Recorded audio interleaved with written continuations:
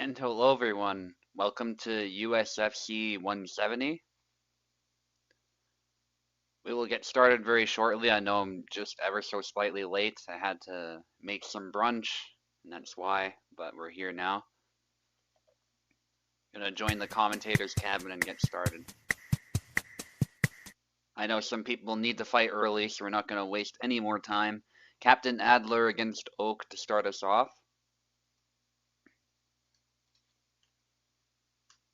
I'll unmute myself on Discord so people can hear over there when it's their turn.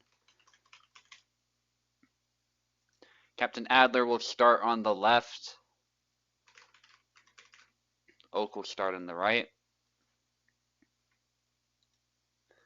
And Pico was not able to play today. I know I announced that he would be one of the contenders for the champion title, but he has not. He had to go, I assume, due to work. So what we're actually going to do is right before the scheduled championship fight, we'll have Platypi fight Sir Radzik, and whoever wins will have the 3-win streak required to challenge me. And so that's how we'll do it.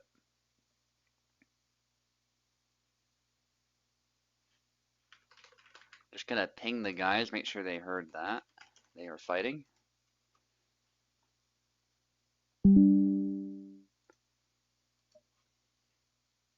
Should be coming through both on YouTube and on Discord.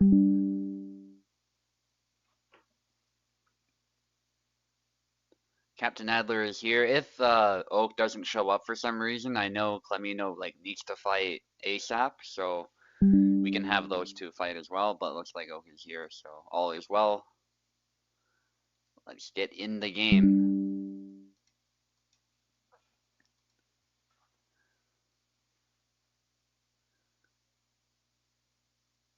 Pumped for this event after all the good stuff I've seen from the game. I know the game has been on quite the downward spiral for months on end, if not a whole year, but things are starting to turn around. The game is looking better.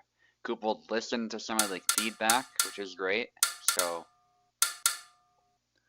I was sure to send him a message thanking him for that as well, because that's a pretty big deal. Give him all the positive reinforcement possible for making the game better. Oak has been playing Samuel lately, so I'm not actually surprised he went with Samuel. Some people might be. But yesterday he randomly decided to play Samuel.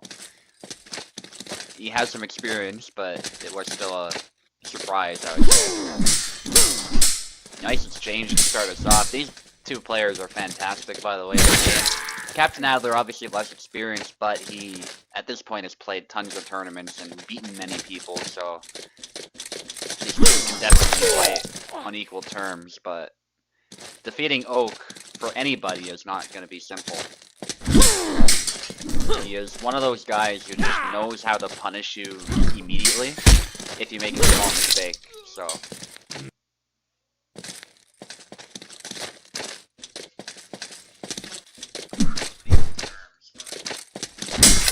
Cool, voice sound is good, I just double checking the audio there. If anybody wants to join me in the commentator cabin, I know Clemino has expressed interest at some point.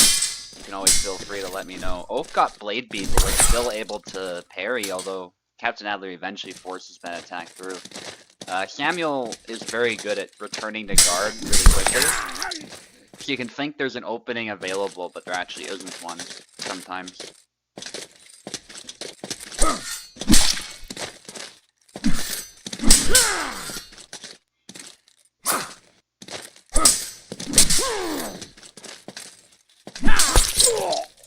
Nice.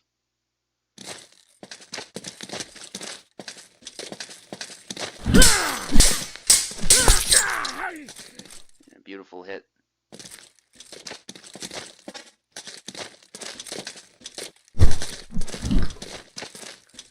I'll check if the game captures are on after this round. It should be. It's not that big of a deal, but it is nice to have the game capture take precedent.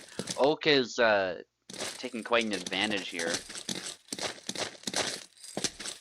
against Captain Adler.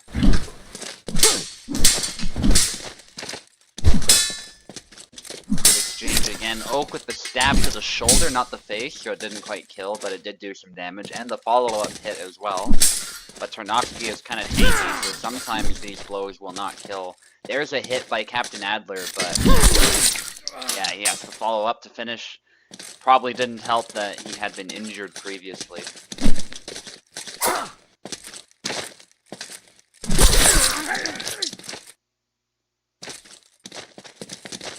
And Oak maintaining the advantage, but we've seen crazier comebacks before.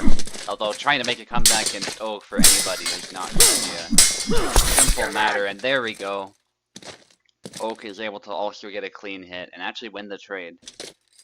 Probably due to hit location.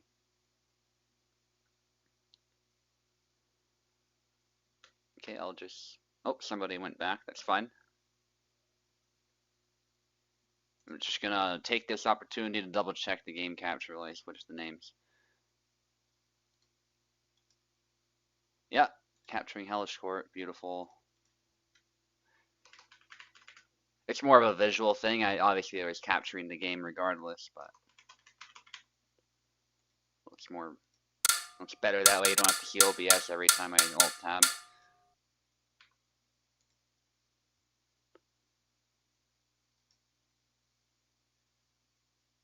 One second.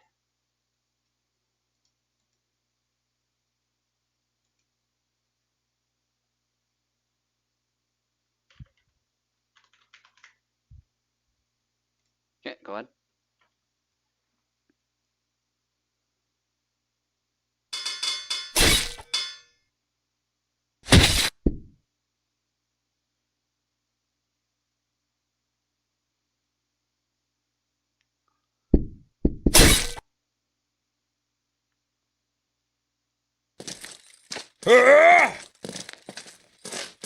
Switch of characters here makes sense because Tarna didn't go very well.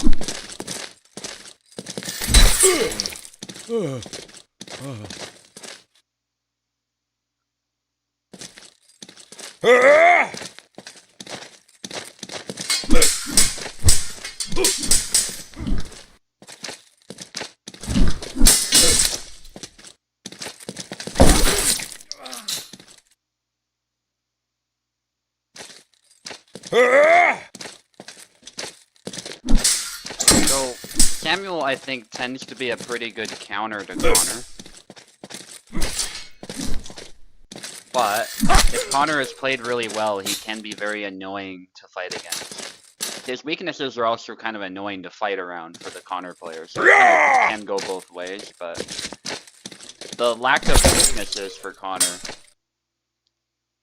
beyond sort of sidestepping, maybe with the leg, maybe pushing him, although he can recover from pushes, can make a really good Connor difficult to fight, especially if he knows the best moves.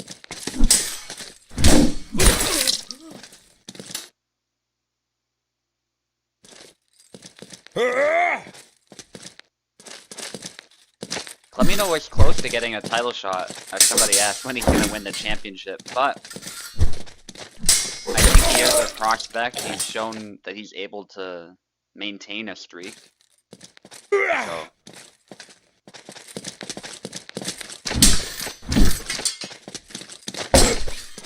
Trying to go low there, the rim of the shield caught the sword, so it did not get through.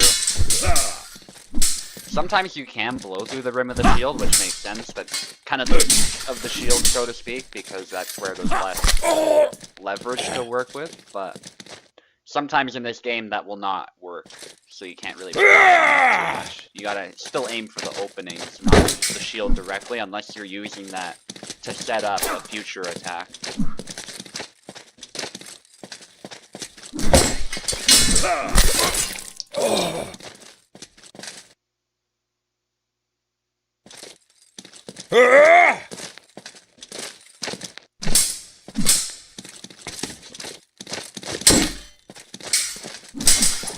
Nice exchange between these two. Much closer fight, but Captain Adler now has an advantage, which could be huge.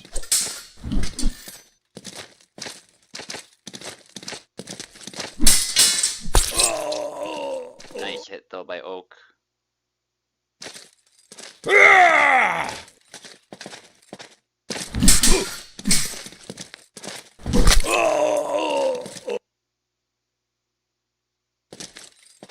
Alright,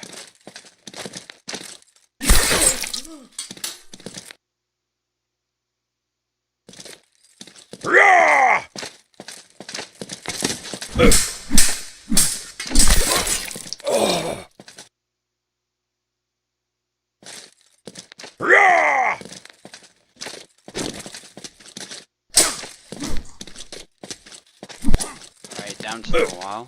The wire.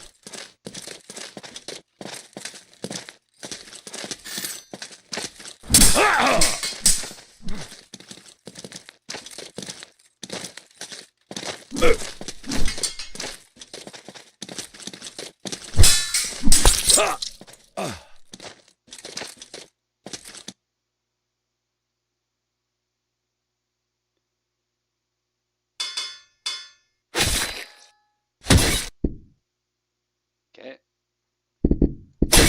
Hang on, I gotta switch the names.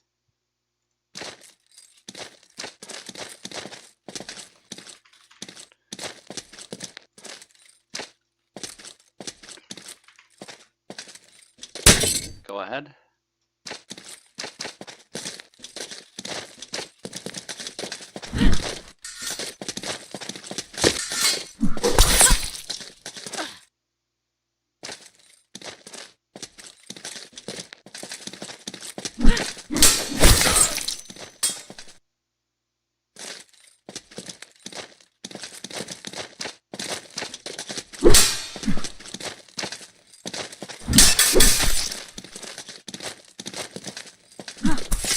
Nice hit there by Captain Adler. Both are kind of tired now after that series. Yeah, Isabella fighting well for the center there. Siri, shut up. It's a best of 5.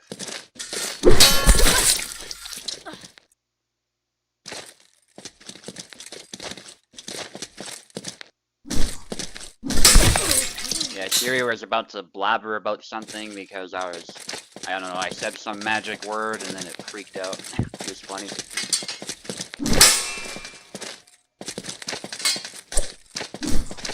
But Oak is in a great spot here. He won both of his fights, or his rounds, so he needs one more to secure the win. But it was much more hard fought.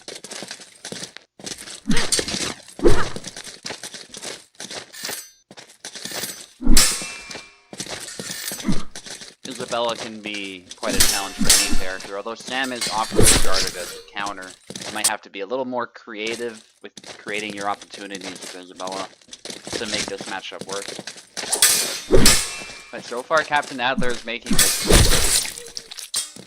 quite tough for Oak. His Isabella is actually really good, having fought it myself in the Isabella Mirror and with Barabash. I know firsthand how dangerous it can be. And just one more needed for Captain Adler to get a decisive win against Oak Samuel. But Oak might just make a comeback. He is immune to the commentator's curse, so I can mention that. He's that good at making comebacks. Oh, but he almost proved me wrong there. That was close. He got a hit to the arm and hit to the head, which saved him. Oh my goodness. Chaotic exchange. Oak with another flag after all of that. Some crazy interactions there, as you said.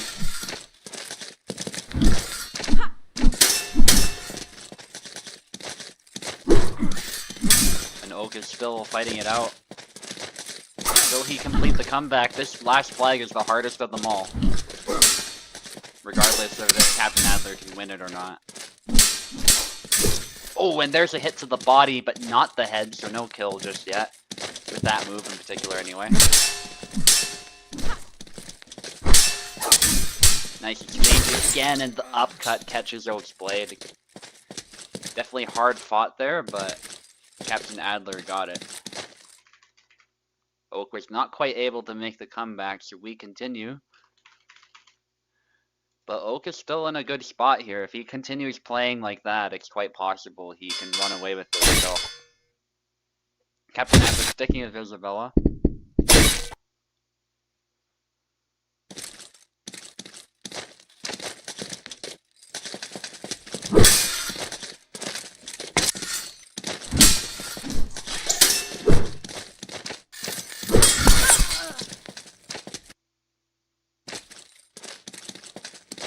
There's a flag for Oak right out of the gate. That's gotta be good for his morale. Having made the comeback, he knows that, you know, certain things will work.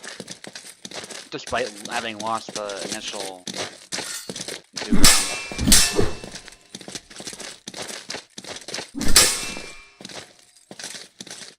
Or the initial round against Isabella. Exchange there is in Captain Adler's favor.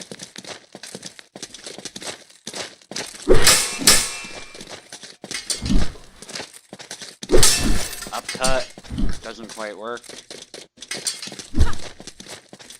Oak is able to get a hit. Big slash by Oak. He's trying to bait something there, but the linger of the high guard cut is dangerous, so you often don't want to engage it quite like that.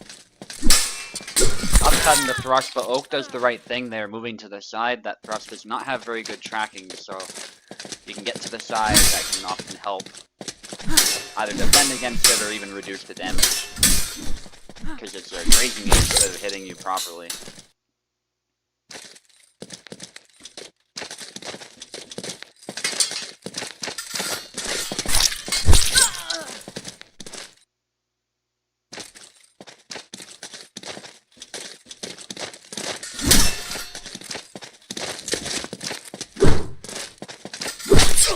Nice stab there.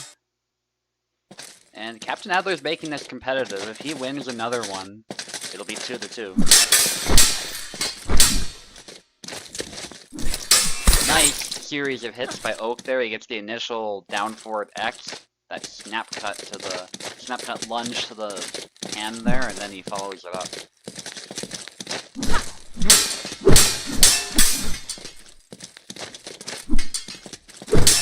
Gotta be a little bit careful playing a distance game against Isabella, but Sam actually does a decent job at it with his lunges and the light cut, various other tools that he has. The back wide can be a good sort of scapegoat as well. If something goes wrong, you can quickly back wide. You're not completely safe when you do it, but it's basically his safest move. It's very, very difficult to punish. Nice, he did that dash into snap cut, which we don't see very often, but it went right through Isabella's head. Stab though, as Oak walks right into the point. It's a common trap there. You want to get close to Isabella, but that can make it easier for her to stab you. Beating the blade, but Oak whiffs it there, thanks to high guard. That's why you gotta be careful, especially against an Isabella, trying to just beat the blade and not attack the person.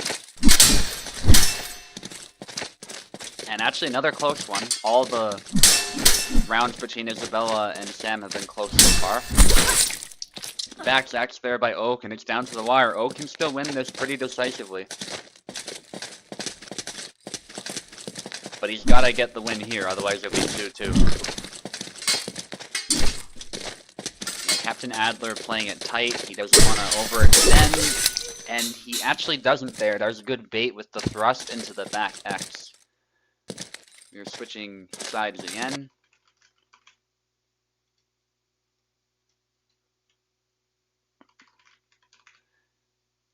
Beautiful hit to the arm.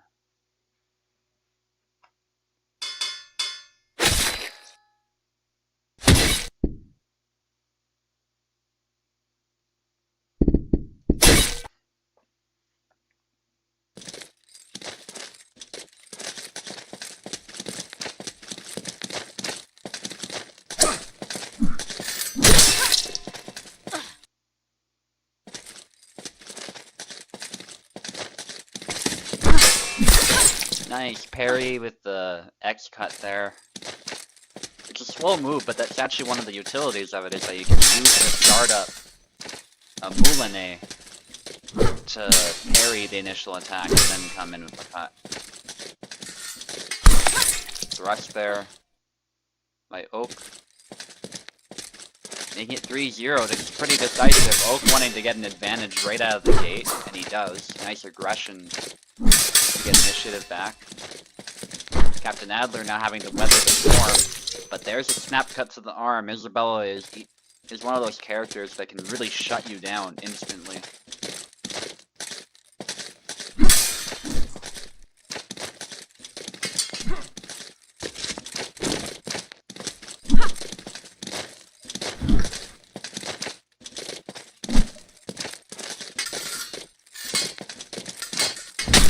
good. Stab. By Captain Adler making this competitive again. As Oak still maintains a lead, but it's not really a big one anymore. That's a double.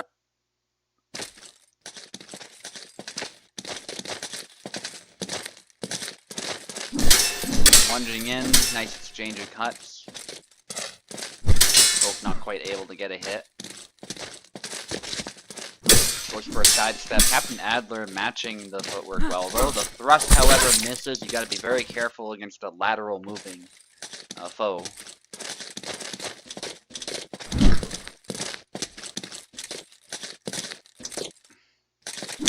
Going with long guard again. Gotta be a little careful as that blade can be beaten. It's not much of a defense against the cuts. He tried to use it as sort of a bait to use high guard, which is something I sometimes do, but it's a double.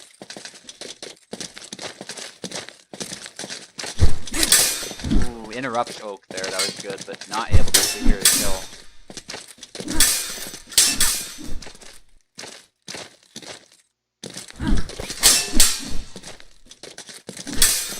Good exchange.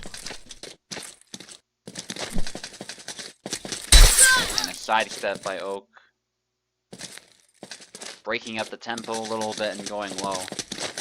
And Oak needs 2 more flags to secure the win. And there's a push, but Captain Adler is able to recover in time. However, he is tired, actually. So he definitely paid a price for that, but he's still able to get the kill.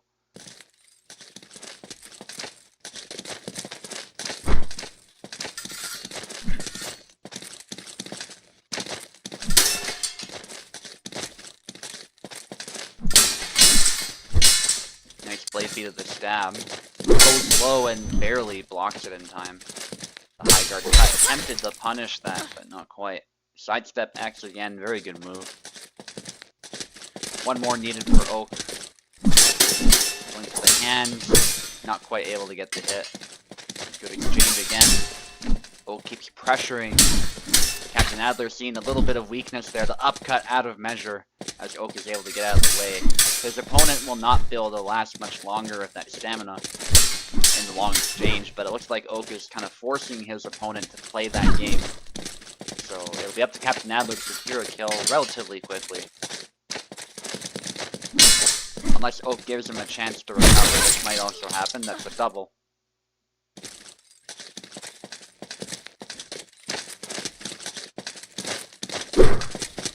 Feint there by Oak, trying to catch Captain Adler in a little bit.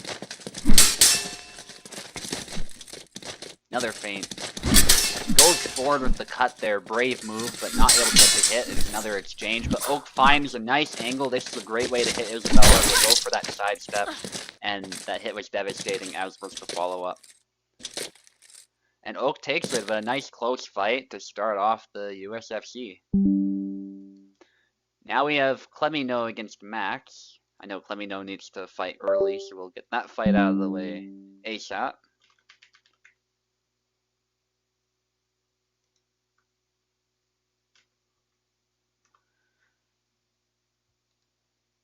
Yes, Turk, I believe I have you on the fight card now. We can still get somebody to fight you, but...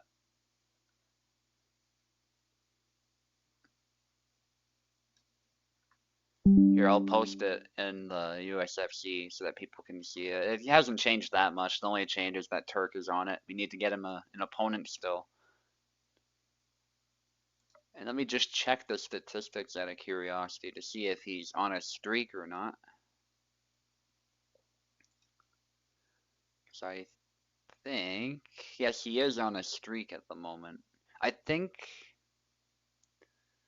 We'll still give him a chance to fight, of course. I don't know if he'll get a chance to challenge the champion, though, just because he signed up late. But if he does win his fight, then he'll be the next contender. I think that's how we'll do it. Because we still do need somebody to step up and challenge the champion next week. So Turk would be a perfect candidate for that. We can just, if he gets his win, he can secure that. And that's all good.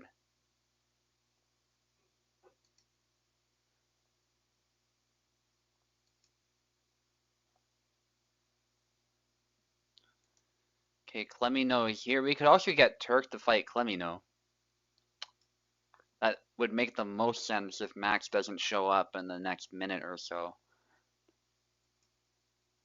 So we won't give him much more time for efficiency's sake.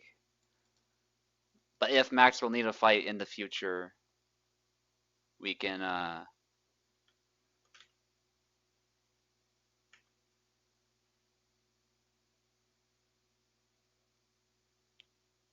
figure that out.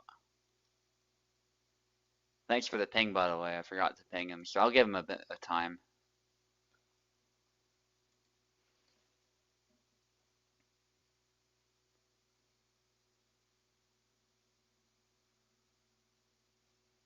All right, I think another minute's sufficient.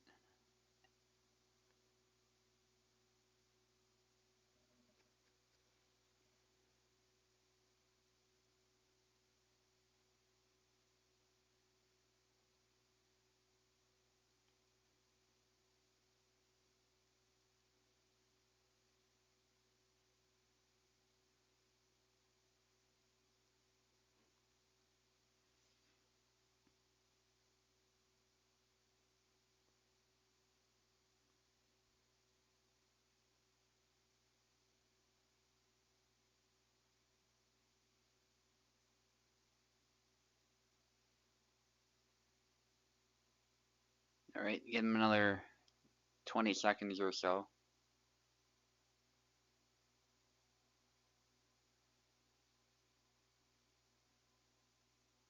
All right, let's get Turk in. If he's available.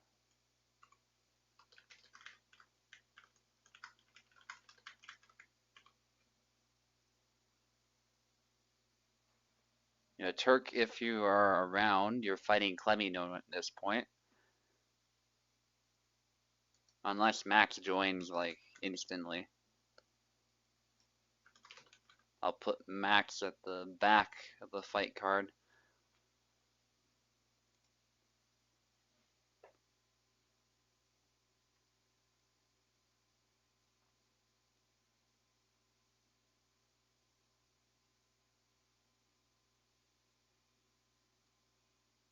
Hopefully Turk is around.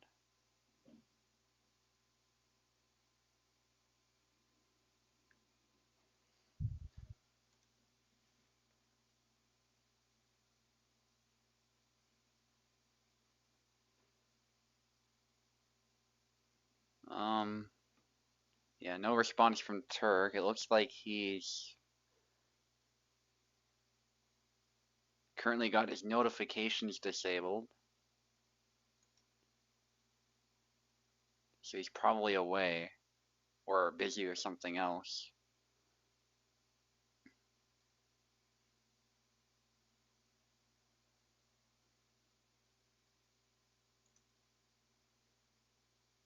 Alright, well, Clemino will still give you somebody to fight. I'll just check the previous matches and see who you have fought before. So I'll try and get you somebody you haven't fought yet. You fought Info, so we're not going to do Info again. Didn't fight last time, actually. Fought Squirrel, Dauntless Dreams.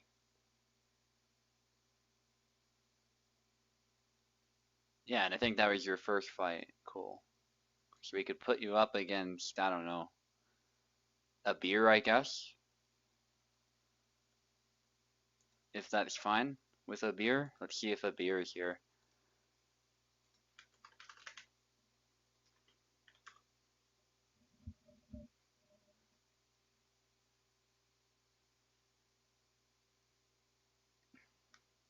Yeah, because Clemino needs a fight right now, so.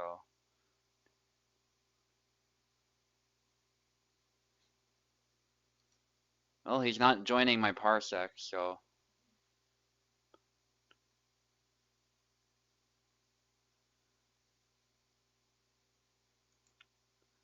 Okay, so Max might be here after all, but I'm not getting any communication from him.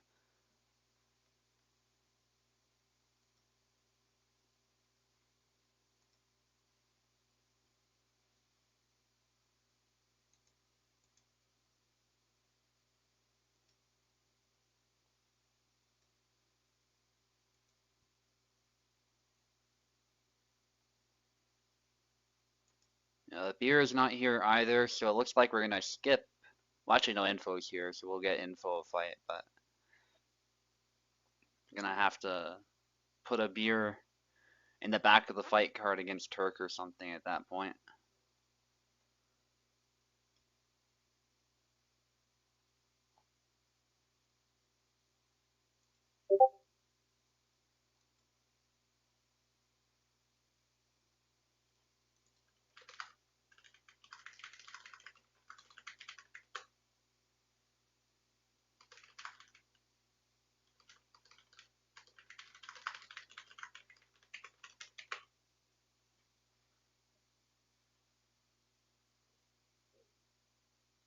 Yeah, no, you're not getting 2 fights. You're getting... Okay, info's joining.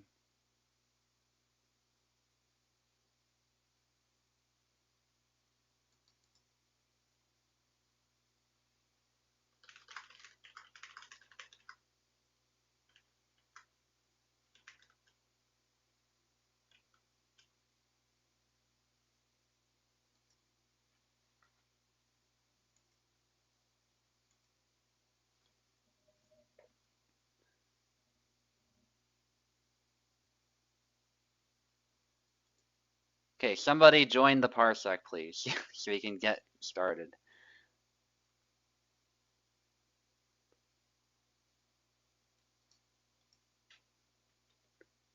Okay, I don't even care who, just somebody. Info's joining. I guess we'll do info then. Alright, info it is.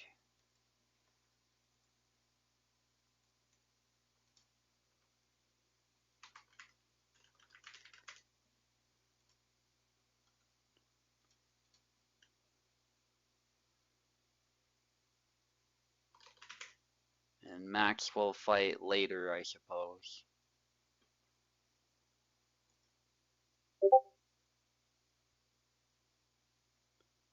Max is also here. Well...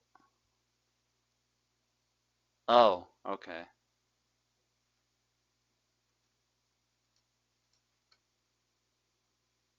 I guess it is Max after all. He's at Info's place.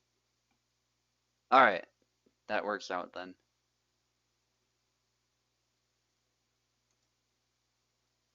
Let's do it. I'm assuming keyboard is needed.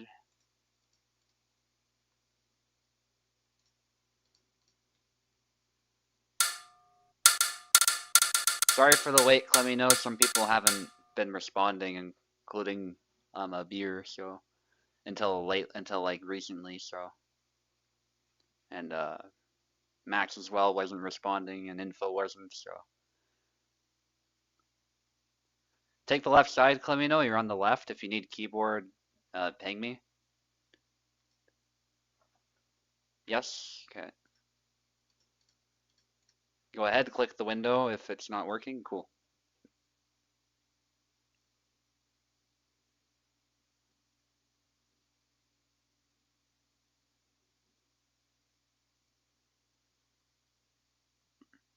Info. You have, or Max I should say, you have keyboard.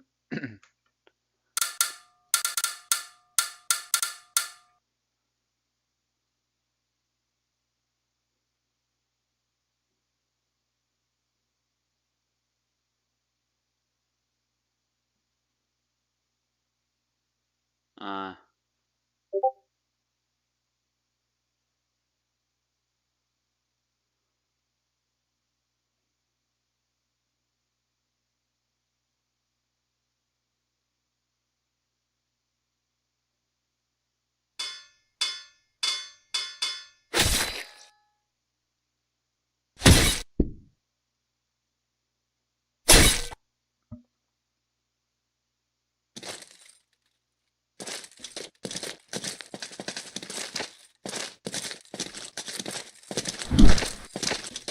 Hey, going with Yendrick there, Max. Welcome, Bob Hendrickson. Glad you were able to show up live.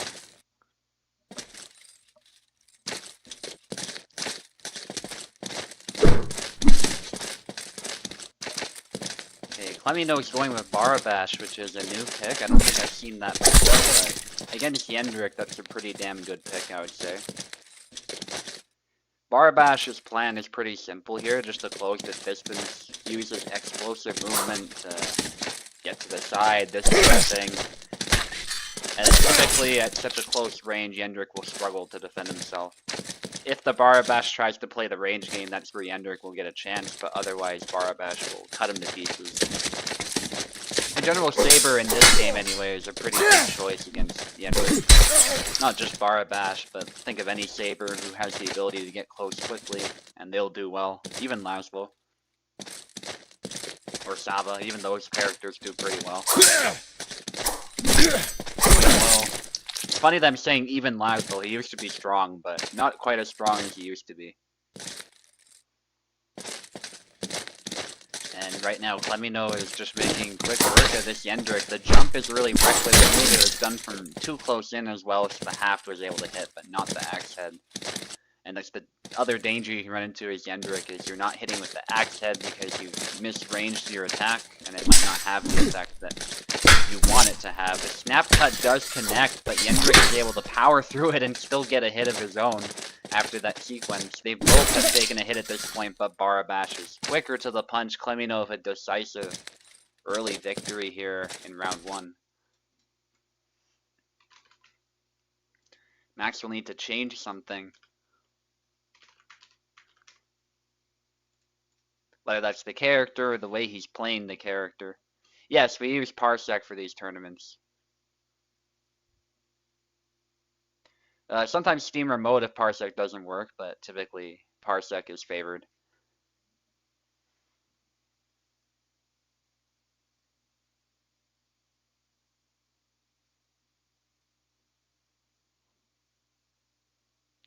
Okay, Max, you're on the left now, buddy.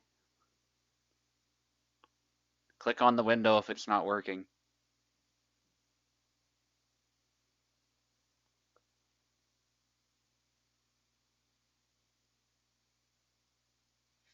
Alright, maybe we have to back out.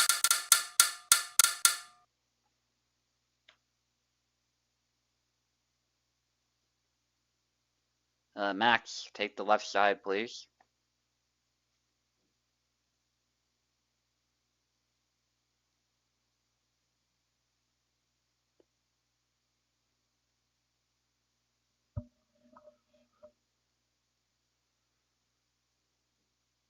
I don't know what's taking Max so long to select. There he goes. Surprisingly, Clemino has switched to Yazuk, but like I said, any Saber pretty much a good choice here. Which, as Russ Mitchell showed me,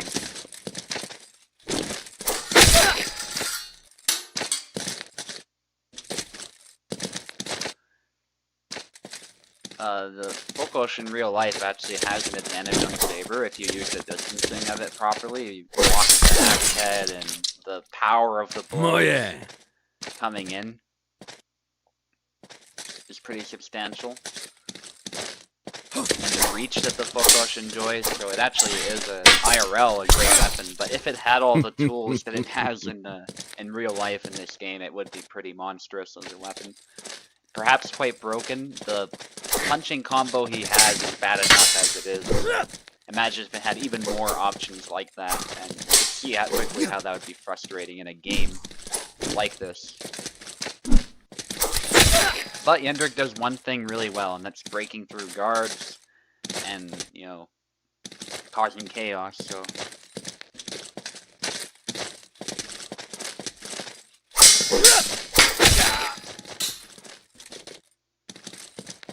Hey! Ha!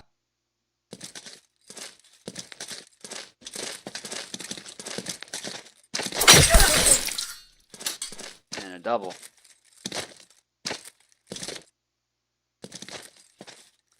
Yeah, even like European and NA players can play against each other pretty well, as long as the internet is good and the connection is stable. Oh, yeah. Where the ping gets unbearable is if you're like in Asia and then somebody's in North America or something like that, and you try playing. Then you could run into problems. Usually above 200 ping. But as long as you're below 200 ping, which EU to NA, for example, is, it's generally pretty smooth. Yeah, spaces out the chopper. Oh, yeah. This is a much more disputed fight.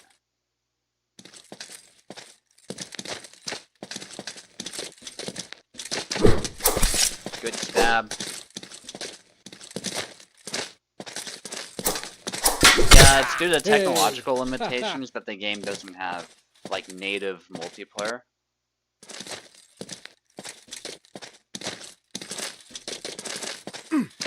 But yeah, the stability of the connection matters a lot. If the connection is stable, I could play with somebody as far as East Europe, no problem. If it's not stable, though, obviously we will run into issues. Oh yeah.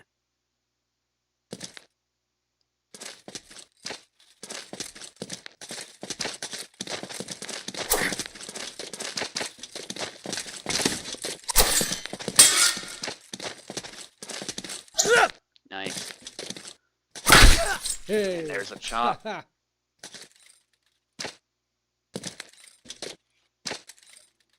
So Clemino switch didn't quite work out. I think Barabash is more mobile, much quicker with his cuts. Perhaps he's more straightforward in this matchup. But I think Max also made some adjustments, so that helped him out.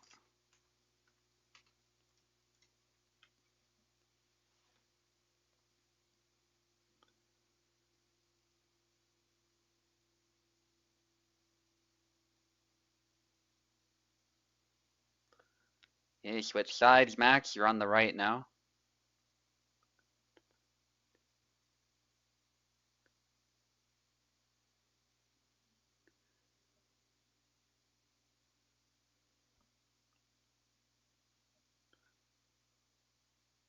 I don't know what's holding him, because he's here. He's clearly selected, but there we go.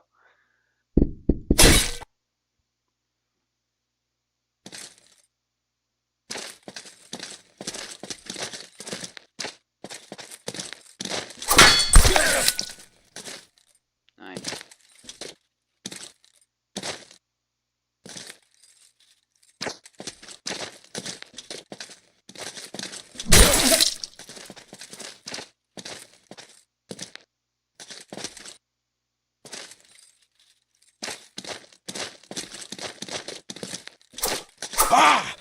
Yeah, so Barabash, again, more straightforward as a character, probably more straightforward as far as options to close in, so I think that's why it's been working better for Clemino, in fact, way better. Barabash is very clearly the option. I'd say he's generally a good counter, especially if you make use of his sidestep tools.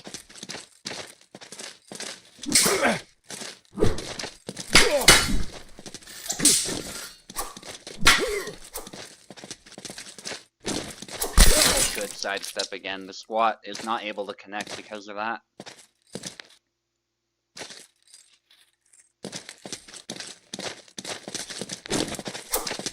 Nice. Lets it whiff there, that jump, which is actually a dangerous attack. If you space it correctly, that chop will get right through the guard, because if the axe head projects past the stick, so it has a higher chance of blasting through, especially if the concentrated weight and the leverage that the full clutch has. There is some physics-based interactions that go on with that, so that's why it does better at breaking through guards, but if you're able to dodge it, or you're able to force him to hit the half, the thing of that attack is much less. Able to get a one-handed chop there. Hey.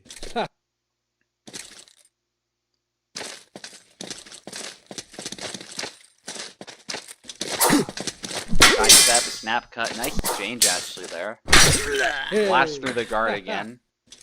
Clemino getting a little bit too close without presenting a threat in time.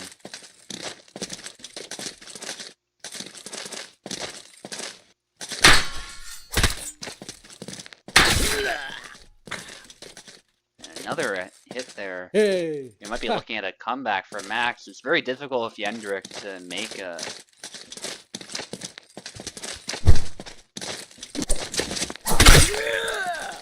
It's difficult for Yendrick to make a comeback like this because he's such a glass cannon, but We've seen it done before.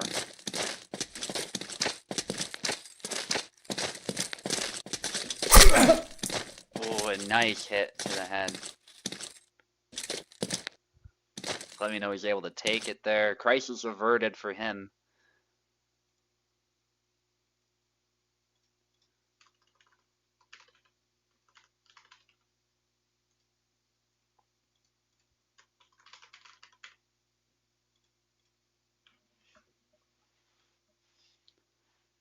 Hey, switch sides. Max on the left, please.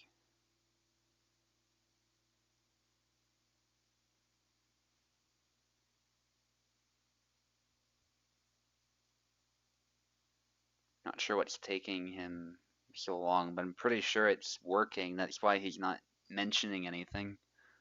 Yeah. Bar bash, sensible voice once more. As far as Clemino's bar, how he's playing, I think he's playing a very straightforward bar that works well for what he needs it to do, especially in this matchup. There's more advanced stuff that he could be trying, but he's got some of the fundamentals down, and that's all I need against Yendrick. Certainly a Yendrick who is less experienced, especially, you can get away with simply moving forward and cutting a lot of the time, and Yendrick won't have a clear answer that doesn't involve hitting you first before you get close in the first place. So spacing is very crucial of Yendrick to make him work, and that's why he can be harder for a new player to make work. By the same token, of course, because he can cause so much chaos, a new player can throw random stuff and surprise him.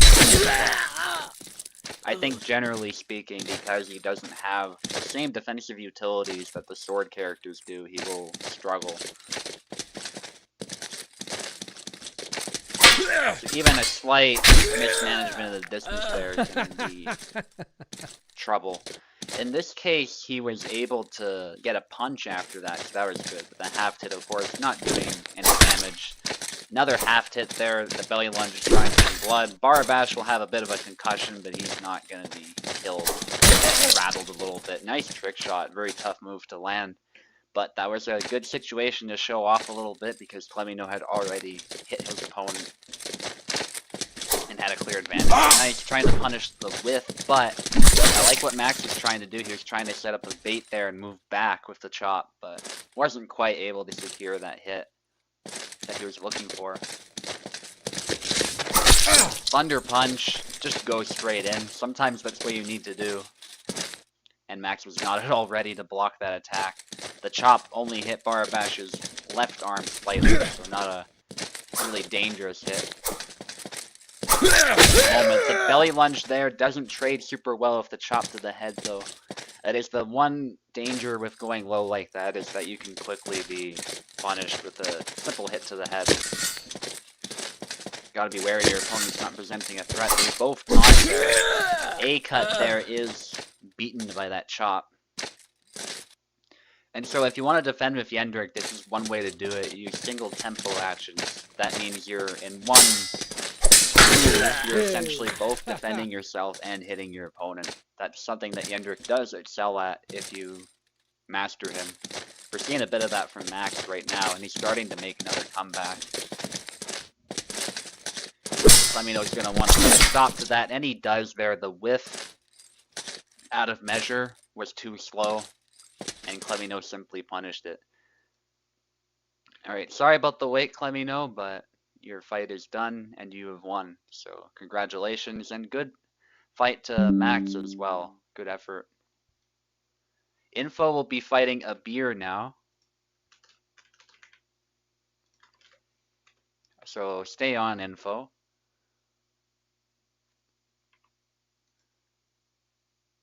A beer will be on the left, Info on the right, and then we'll do Castar against Insigny, and finally Platypi against Radzig.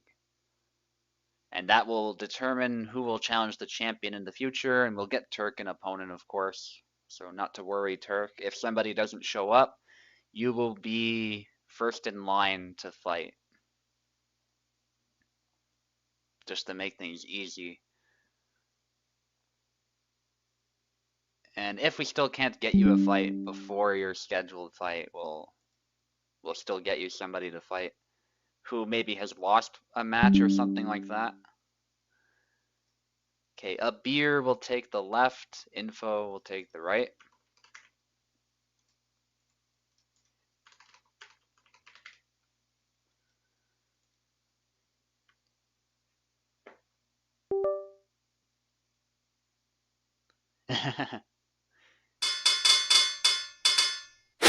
Yeah, we've got some other candidates for the champion fight, so we can also give you a shot if you earn it.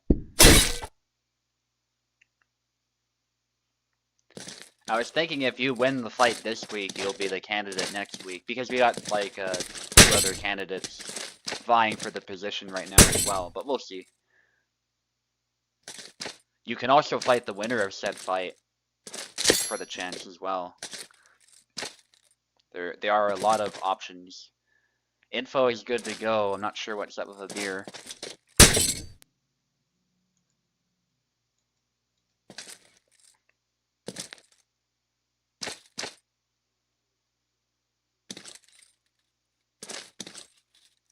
Okay, info is good. Long guarding, is the beer good to go?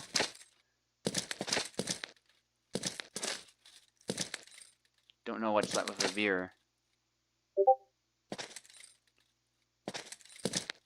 He's moving forward, which is a little bizarre. But I'm assuming something is wrong because he's not fighting.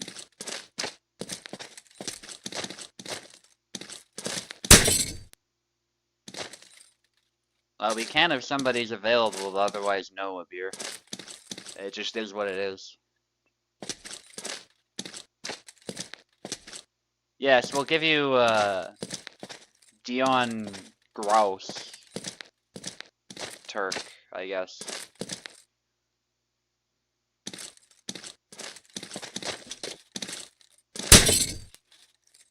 Okay, Turk has volunteered the host. We can do that. Yeah, I'm sorry, Abir, your internet clearly just is clearly having issues, so we'll see if a closer host is beneficial.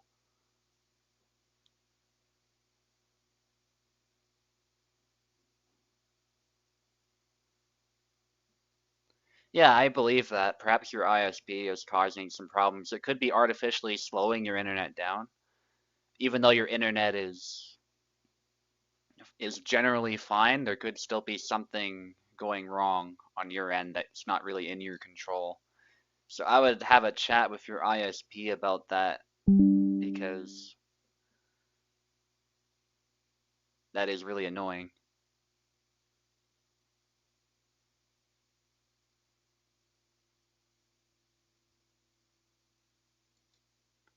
What the hell kind of pizza is that?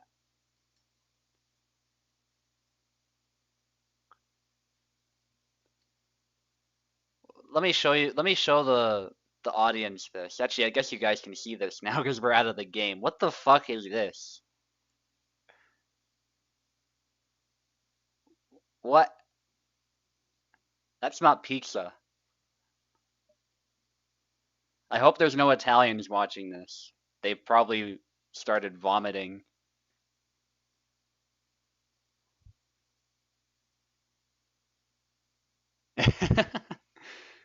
Oh my goodness. Yeah, that's a dumpling at best. All right, Turk, send us the link. We can use your host. That's not a big deal.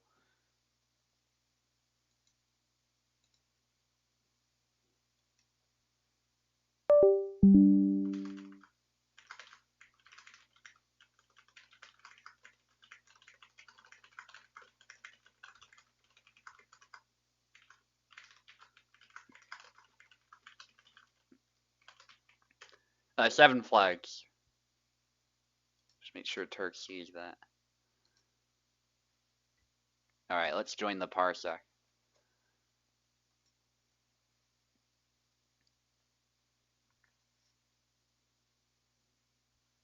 And yeah, the ISP stuff is often outside of your control. So like, I'm not blaming a beer for that, just to be clear. Yeah, even with Ethernet, you can still run into all sorts of issues outside of your control. Keyboard will be needed for info.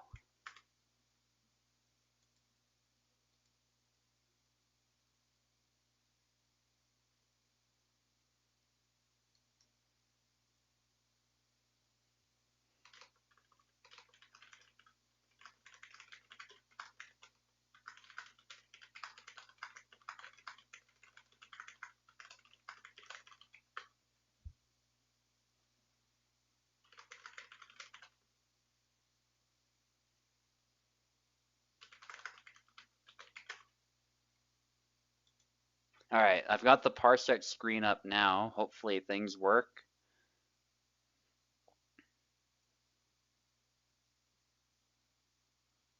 Looks like I haven't missed the fight yet. Yeah, and it is true, by the way. Abir's not lying about the stutters. He's shown it, so he plays surprisingly well on stutter, but he was getting stutters in previous events. Not just on my host, on Tao's host as well, and some others. But yeah, I think it's something about his ISP. Like maybe he's getting enough internet for most of the stuff he does, but then as soon as he tries connecting with somebody outside of his country, it runs into some kind of issue. Oh yeah, I think I have the sound on Parsec turned off. There we go. That was for Venator's tournament because my voice would echo. So I apologize for anyone who is hearing that. That's outside of my control. There was something on Venator's host that was causing that. We haven't figured out what. But yeah, the echo is pretty unbearable, but shouldn't be hearing it here. So that's good. A beer with the first flag. It looks like everything's good here. The European host helped. Also, if other European players want to request a European host, I should clarify that that is allowed. I'm also happy to play on a European host of somebody if they want to do that instead of my host if for some reason something's not working. It's just that mine is the default since it's hosted in North America. That's all. So we're not being strict with that. Just like how Tao did it, like we can switch hosts as needed. Nice stab there by Info, an attempted blade beat, but he wasn't quite able to connect in time.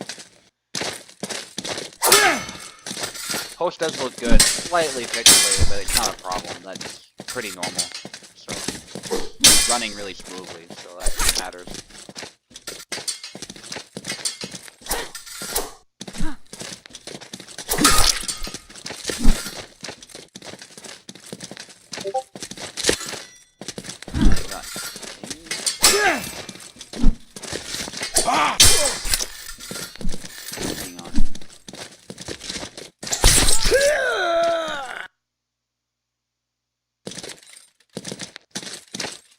Oh, I see. He's telling me about why that happens, yeah.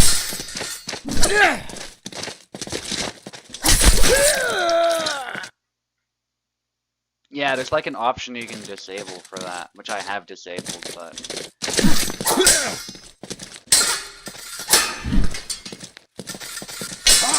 Yeah, you guys are later. I put Turk later in the fight card. If somebody needs to fight sooner, though, we can move stuff around. We got the necessary early fights out of the way. We're a bit flexible. It's just that we had to get Captain Adler and Clemino's fights done ASAP.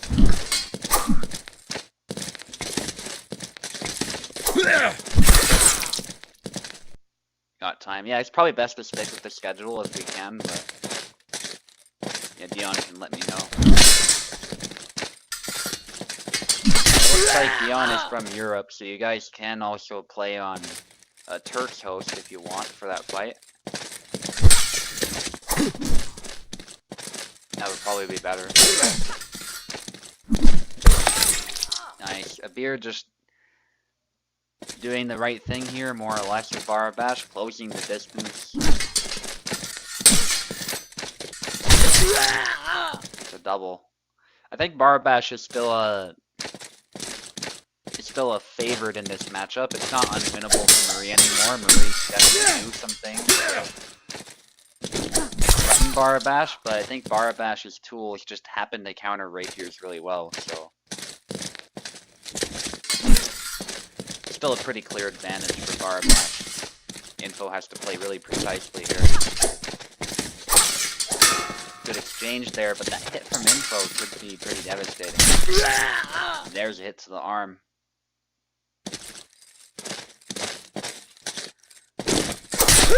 Nice, dashes in, but then stops. That was good. And what Info did is she canceled, or maybe she didn't even cancel, she might have just not thrown the A dash.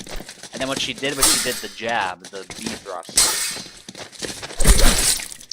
Smart move, but it has less reach, so eventually Abir was able to call that out. But it's actually a really smart way to get some quick offense with Marie.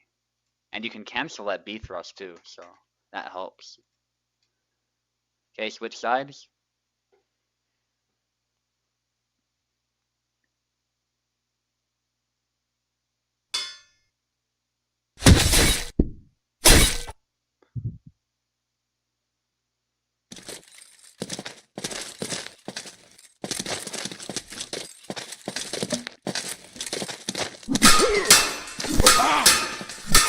Bunch of cuts by Abir. Info eventually cracks there, but Marie's auto guard was actually working. It's just that rapiers by design are not designed to block stuff from that close very much, so eventually, you know, stuff will get through. That's how it is in the game in particular. But the fact that Marie was able to block a bit of that was still impressive. That's something she wasn't able to do before. So it's a good thing that it's possible. That's a double.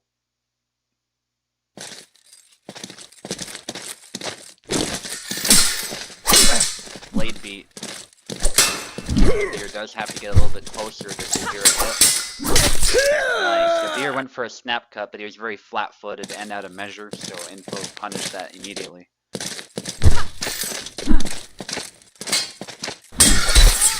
There's a chop, again, using long guard to his advantage. Kabir showing us a master class of Barabash, I would say. Which isn't surprising. If you saw him play on Friday, he was actually able to beat me in a 5-flag fight.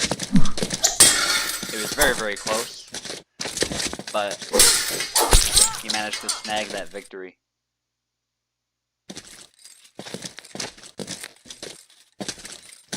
There were some Hall of Fame worthy exchanges in that match. I hesitate to make it Hall of Fame because it was like a 5-flag best of 1 fight, so it didn't last very long, but definitely some Hall of Fame level moments there. Some of the rapier fights were pretty cinematic too, actually. This is coming from somebody who's usually not a fan of point weapons. It still looked really nice. My fight against Oak, against his calc, was really nice too, and there were some others that were pretty cinematic. It was a great series of events.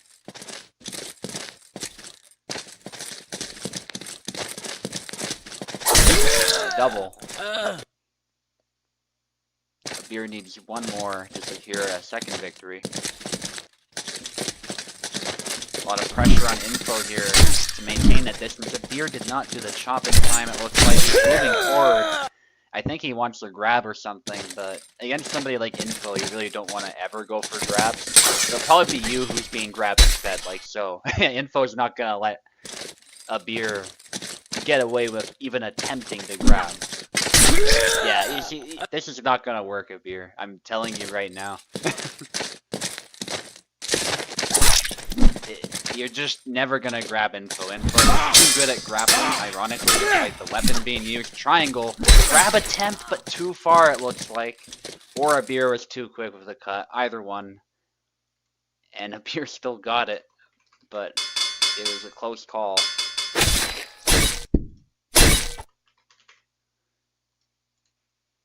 And Abir switches it up randomly to Yendrith. Back dash.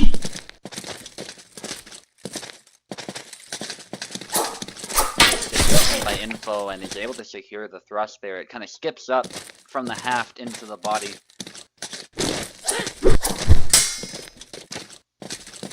Thanks for the double lunge.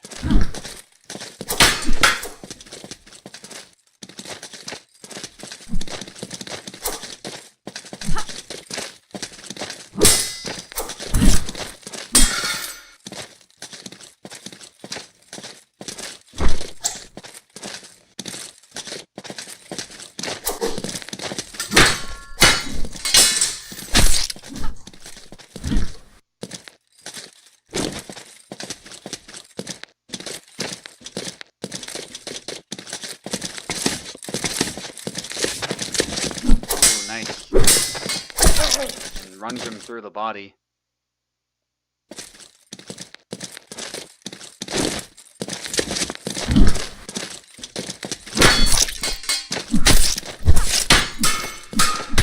Nice. Hit to the head there and then follows it up.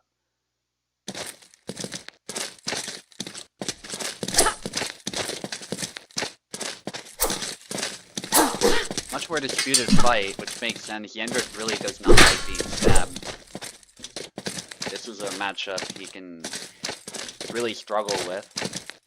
I'd say they're both kind of glass cannons in this matchup though, so it really comes down to who's managing the distance well.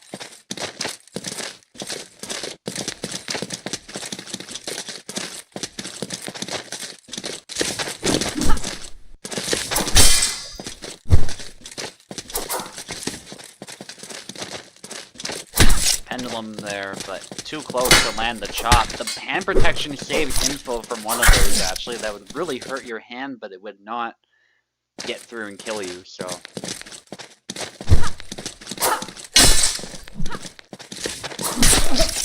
Messed up the hand protection too, I imagine, but, you know, it would save you from death, so.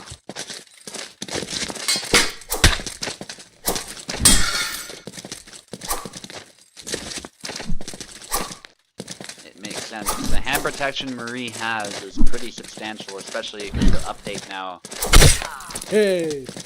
has made it so that hand protection is more accurate to what we're seeing, so it actually does do its job.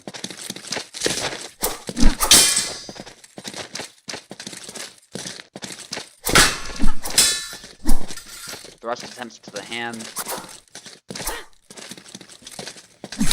Another thrust there. The Info's first win in this matchup. Hey! That is managed, but single tempo there, nicely done, displacing the rapier and hitting the arm.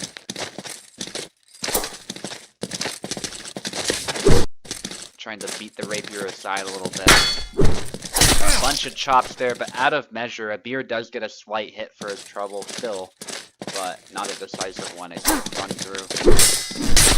And there's a thrust by Info. Again, Abir is too far, not able to secure a hit. Clearly the pick here was not ideal for Abir.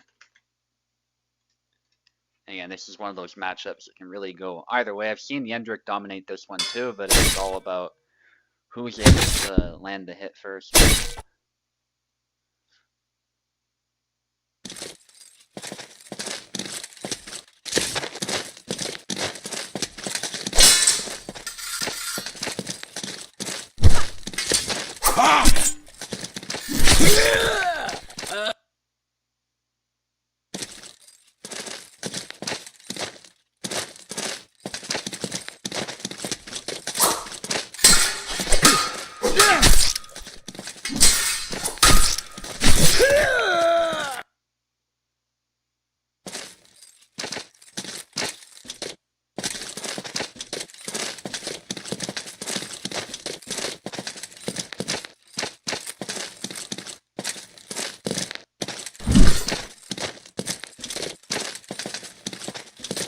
Just looking at this monstrosity that Max actually posted. Info's in the middle of fighting right now.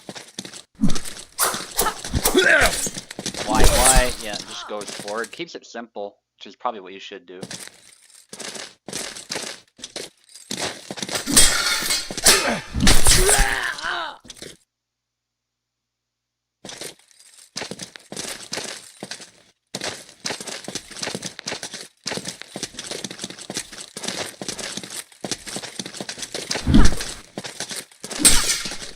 Yeah, you have to mess up pizza pretty bad for me to look at your creation and say that's not pizza.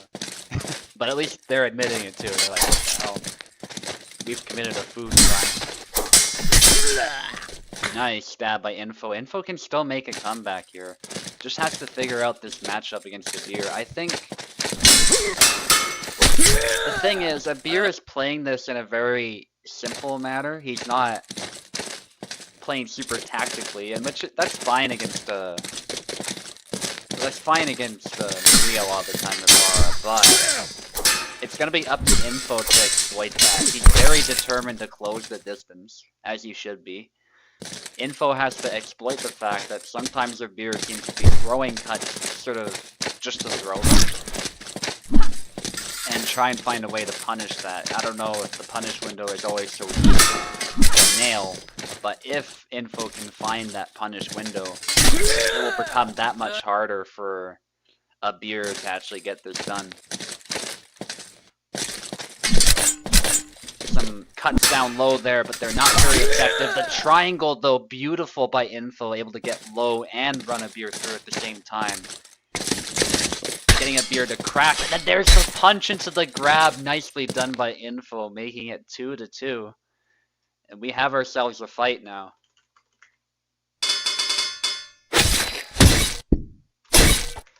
And Info was more or less applying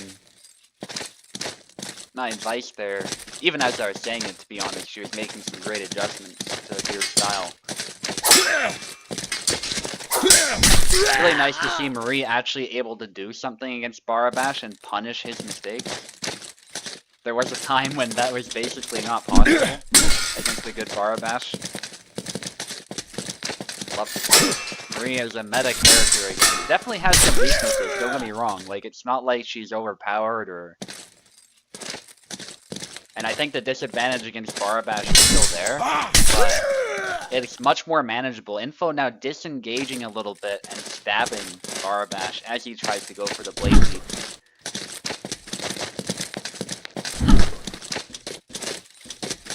And so Abir is spending a little bit too much time, I think, attacking the blade and not Info.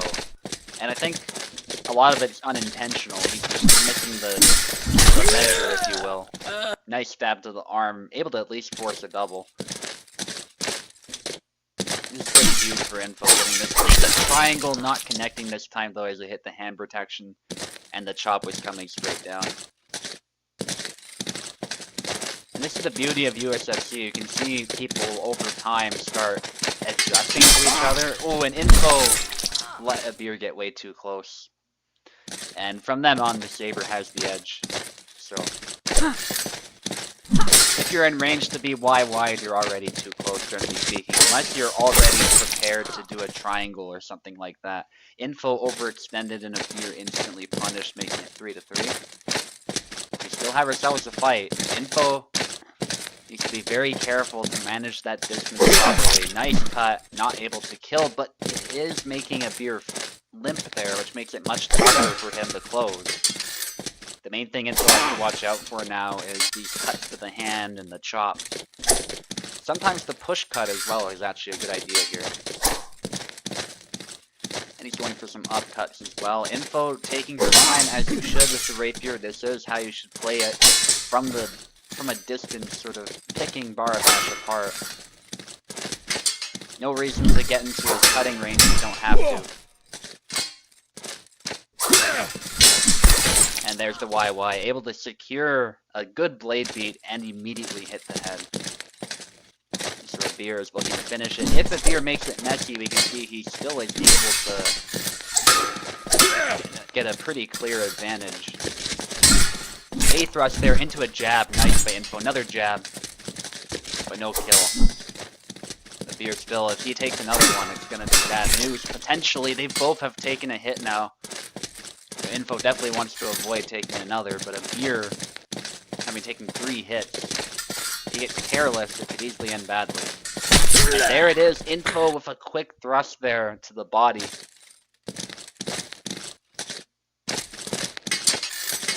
And that's a double, pretty predictable one. They both saw an opening and they both took it. And there's a thrust to the leg. That could be actually huge because a beer can no longer move freely. And there's a stab of beer throwing a cut out of measure. It hit the hand protection, I think. Or the blade. One of the two. But it's very clearly not in measure, so it's not going to hit. A beer threatening to dash in there. That's dangerous for both, potentially. Info doesn't want a beer to get close, but a beer is also leaving himself wide open if he does so. And now, down to the wire.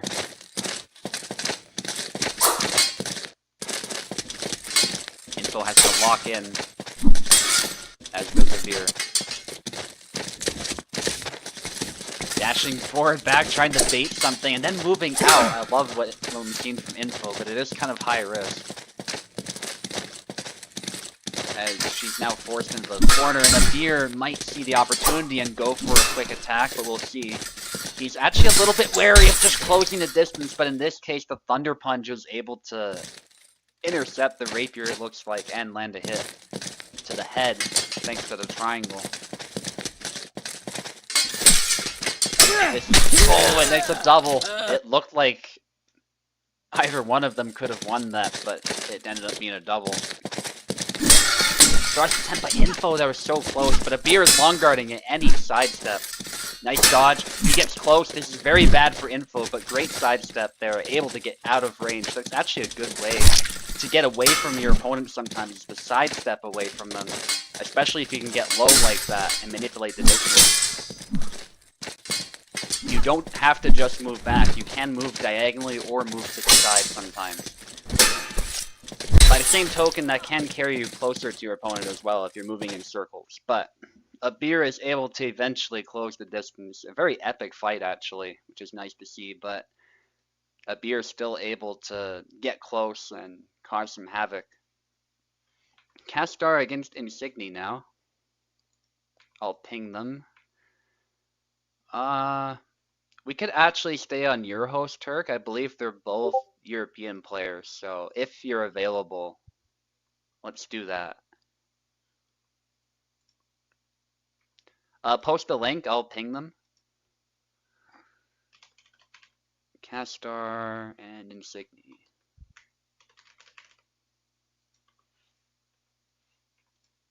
Use Turk's link.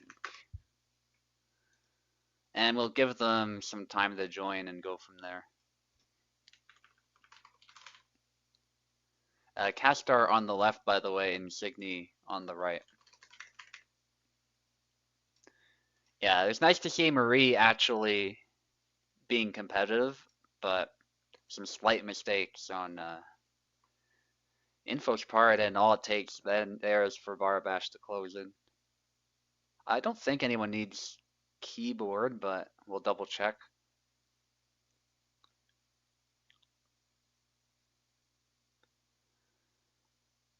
Alright, Castar is here already. We're just waiting for Insigni. I think Sir Radzig, by the way, Turk, said that he might fall asleep. So if you're lucky and he falls asleep, you'll get a chance for a direct title shot as well. For sure.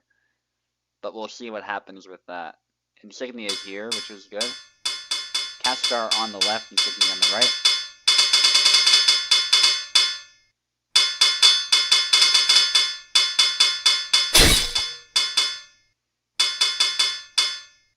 We have Sava and Jan. Okay. Castar is actually known as a Sava player, so it's not super surprising. He can play quite a few characters, but Sava is one character he's been trying to make work. Insignia with a quick stab, though. The nice quick win to start off this round.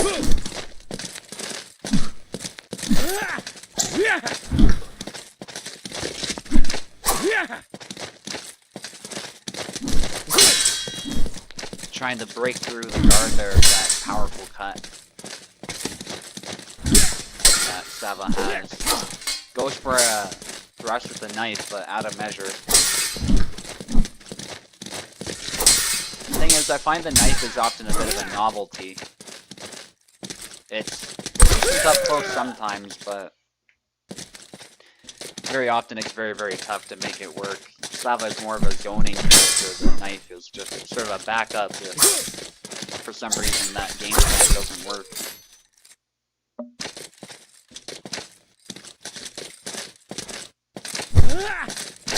Going for a thrust there.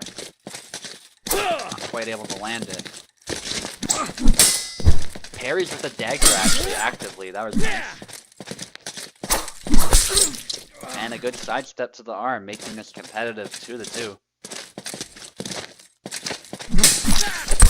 Nice. Punishing the whiff immediately.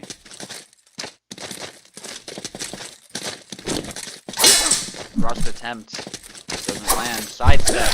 And a hit to the arm. That was nice from the Castor there. Tired swing. Looked like it was going to block all the cuts, but it didn't quite do so because the angle, which was good. It would have been quite surprising if that had happened.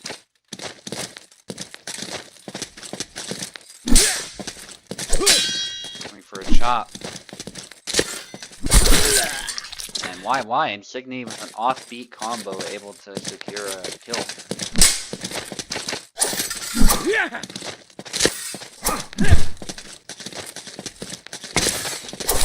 Thrust attempt there. Not able to get the kill. But that definitely took a toll on both the health and the stamina, and that cut was not able to compensate for that. Very close fight between these two. Ben Sydney inching out a bit of an advantage here as he goes for the YY. Both have now taken a hit.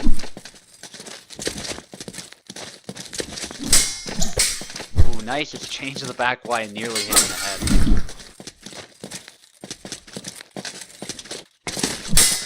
Down forward Y, nice hit to the arm by Castor.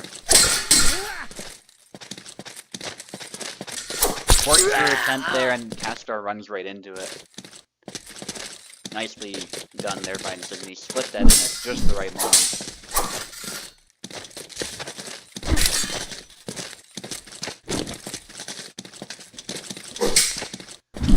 Pendulum there. Doesn't quite land that thrust there. The dagger thrust doesn't have a lot of range, so. I think it's a dagger thrust and a cut, but the cut also doesn't reach very far. Nice lunge after the parry. Both combatants are playing this really well.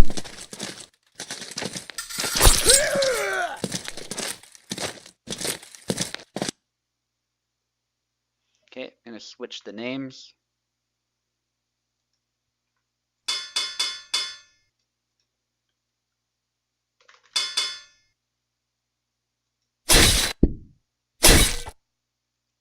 Yeah, so far it's proving to be one of the more disputed fights. As Flamino was saying, some good exchanges. Sidestep there by Castor.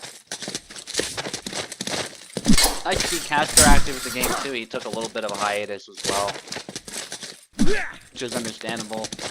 I don't play it that much either, although I'm starting to get back into it because some of the tournaments we've been having lately have been fantastic. So, been really enjoying it. Good lunge.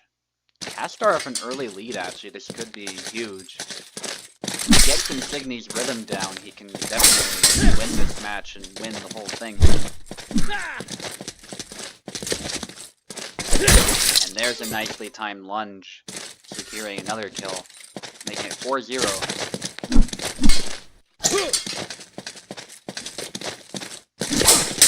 Sidestep there, trade. But I think moving to the side against that YY was a good idea. Big swing.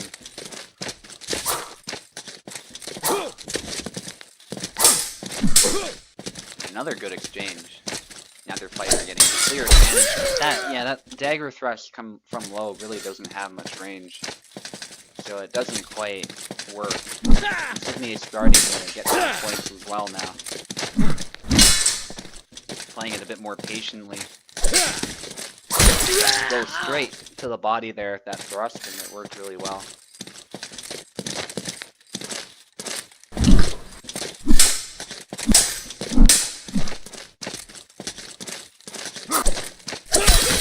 Nice cut there.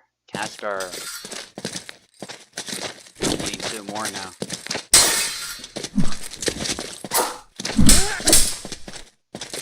Good exchange. Castar has a beautiful sidestep, and he's looking to finish this round with a win here, making it 1-1 as he does so. Good counter of the corkscrew with that stab, and then he finishes it, showing us that Sava can be viable. I find him awkward to use. He isn't very responsive in my opinion compared to some of the other sabers, but Insignia is still able to... Or sorry, Castar I should say, still able to make it work. Insignia switching to Barabash actually.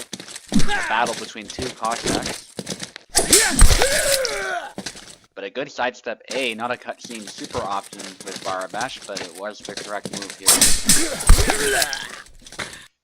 Nice 2-intention attack though by Castar, is able to secure a flag of his own. Good feint. Both of them going for feints actually.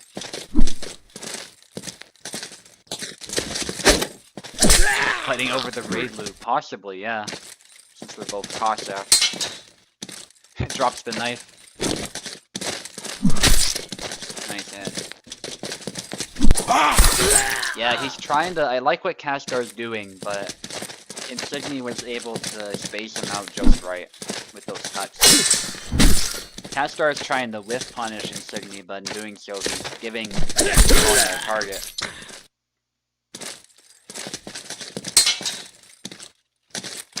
So very good use of warning moves, is what I would call them, by Insignia to take space away from Castar. And a grab by Insignia, nicely done.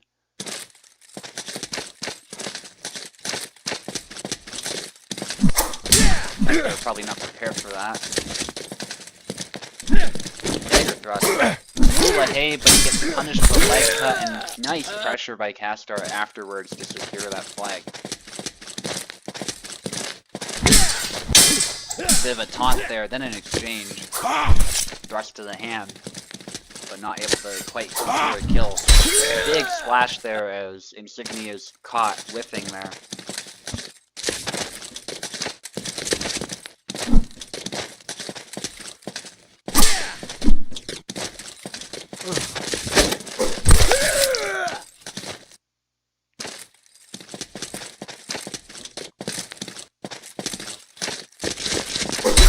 Thunder punch, but it's a double.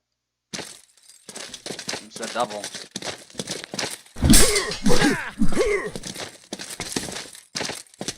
Grab attempt.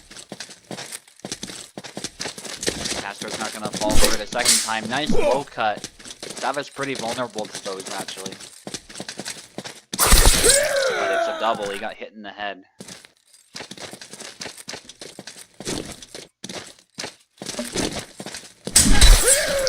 Why? Insignia needs 1 more to secure a second win.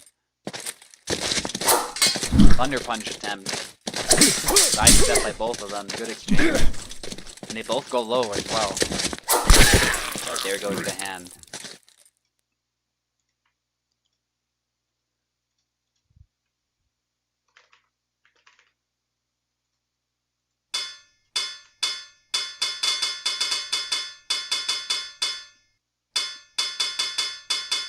Let's see who they pick. Samuel there.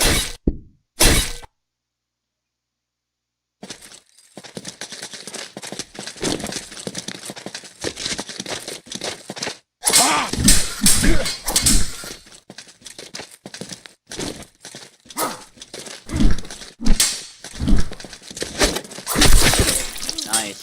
Hey takes the hand right off.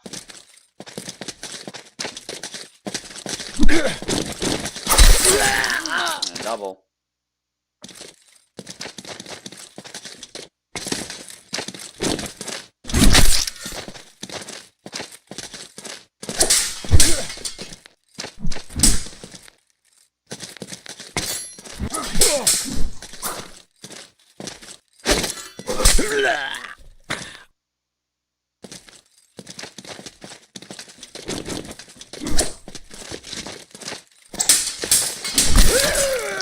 Nice hit.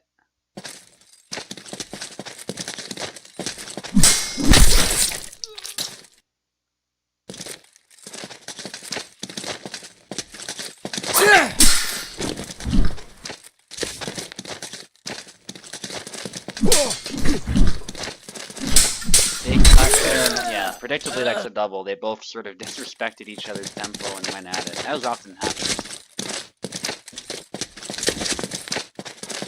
Even at high-level play, that can happen when both players see a way to kill or they panic a little bit. But there's a grab again by Insigny. He's doing really good with these grabs. Catching Castar when he least expects it. Good way to apply pressure as well. Another double. Insigny was already he already planned out his second and third intention, so he went low and then immediately went for the YY, but it was kind of suicidal in doing so. It looks like Insigny actually got a hit in the middle of that. That low cut, not quite able to connect there, and Insigny quickly securing a kill again.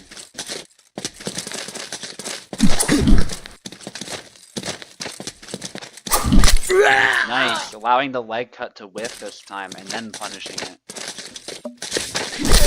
But there's a quick cut by Insigny. Nice punish of the dash. Insigny just moves forward and it's a double as Castar tries to immediately counter, but it turns out that his contention was a little bit suicidal as well. That's the thing people forget when you're being a little defensive or you're forced to counter, whatever it might be. It can also be suicidal to play defense. And that's a good example of that sort of concept in action. It's at least suicidal if you're going for the counter right after, especially. Although if you surrender all initiative, that can also be a danger in a lot of ways in this game. Initiative is super important, even if you want to play patient. Nice usage of Blade Away to taunt his opponent, but he does take a hit. Back Y. No kill just yet, but Castor's almost there if he lands one more hit.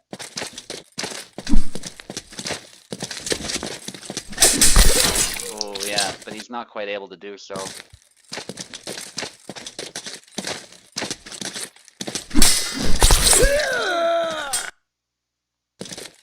Insigny needs one more, Castar needs 3 to stay in the match.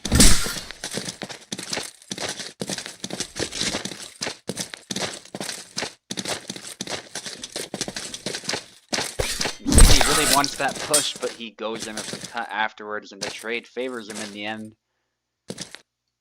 So Insigny takes it, very close one to end it off, but it was Insigny's. We're going to switch back to my host now, just because I believe Radzid's from Europe, but Platypi is from North America, so we'll use the advertised host for this one. But your host was really good, Turk, from my perspective, so that's good. Be happy to use it in the future. Just like last time, too. It was really smooth.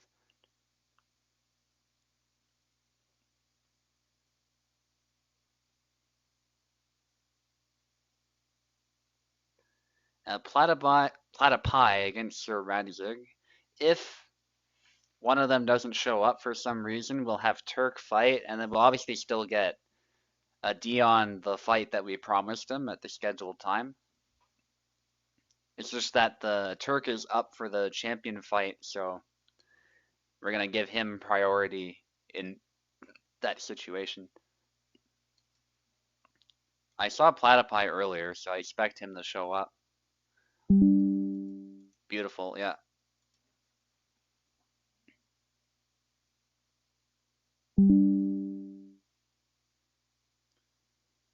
And now we're just waiting for Radzig, but he did say he might fall asleep, so I totally understand if he doesn't show up, in which case Turk will fight.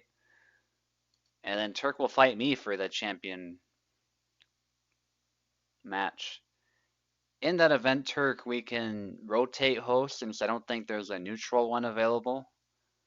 Or we can just stick with mine or just stick with yours. Yeah, I'll let you decide what you want to do if we end up fighting.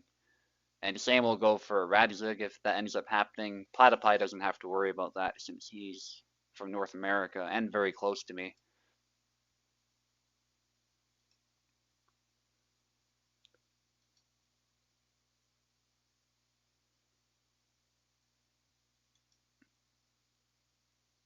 Cool. All right. But if you run into issues, of course, in that event that you do fight me, let me know. We'll give Radzig like another minute, and if not, we'll just let Turk fight, and then Dion will still get a fight right after, maybe against somebody who lost. I'd rather not give somebody who has a streak another fight is all. And it's nice to give people who had a loss like another chance to shine, so.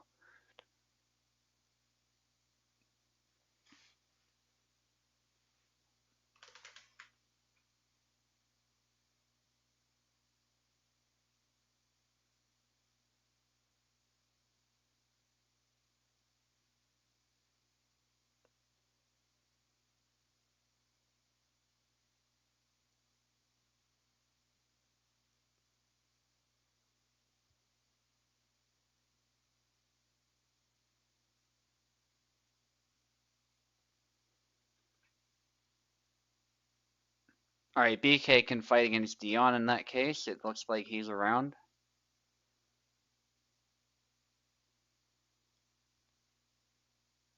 But it makes the most sense to have Turk.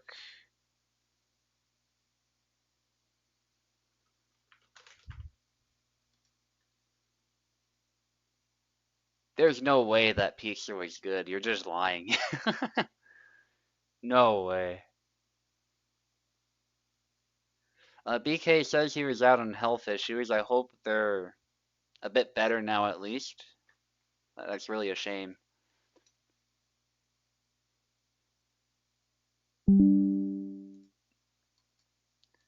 Okay, I'm assuming Turk needs keyboard. And yeah, we'll give you the right side to start. I'm just editing the fight card. Yeah, you've got keyboard now. This is a fight for the chance to fight me, by the way, for the champion belt, so give it your all. Don't lose this fight, because that will mean losing your streak and your shot this week.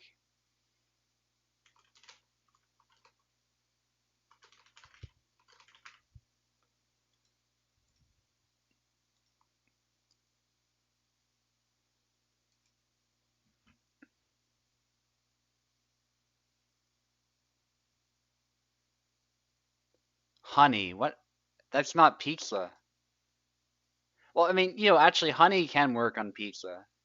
There is a way to make that work, but I just think the problem with that pizza is both how it was made and the way it came out. It's just not a pizza.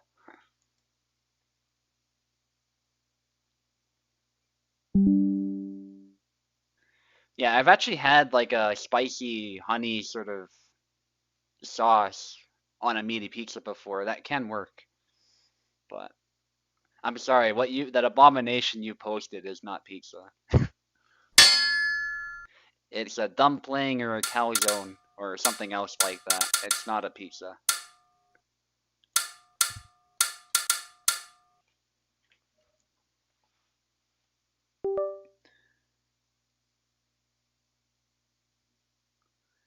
All right, let's go. I'm gonna warn Platypie in advance. Oh, something happened? I'm gonna warn Platypie in advance that Marie has been buffed, so this might be a tougher fight than he might be expecting, but Isabella is still a good pick here, so I still anticipate this being tough for Turk. Platypie is a very good Isabella player. And he's more or less doing the right thing here, approaching with long guard, then closing in with something else. So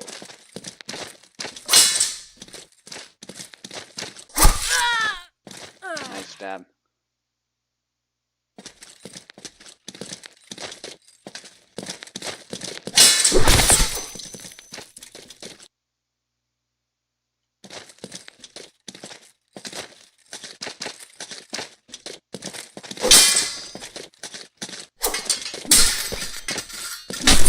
Ooh, double.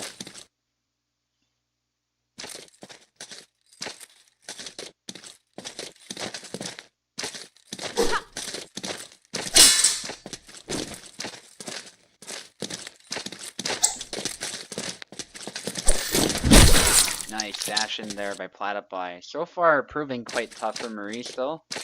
Let's see what Turk can do.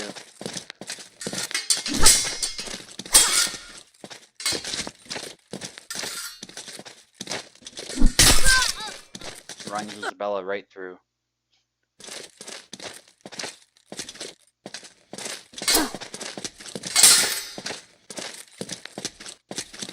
Long guard to approach.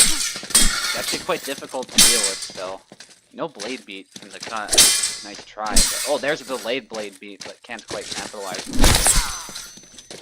Yeah, that's tough. If you're not able to blade beat it so easily, then your options become more limited.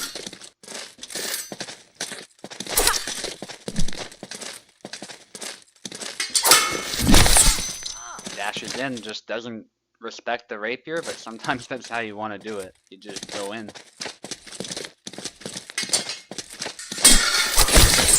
Wraps around there, nice cut.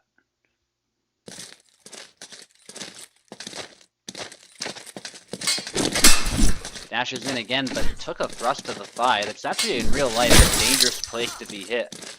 There's a juicy artery there called the femoral artery. If you get thrusted, especially on the inside of the leg, I believe, is where that's located.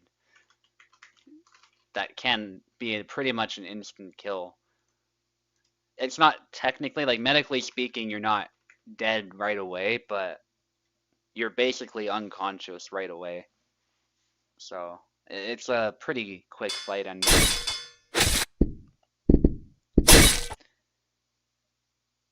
I think if they're like able to operate on you right there, they can save you from an injury like that, but otherwise, I think even in the modern day, it's a pretty dire place to be hit.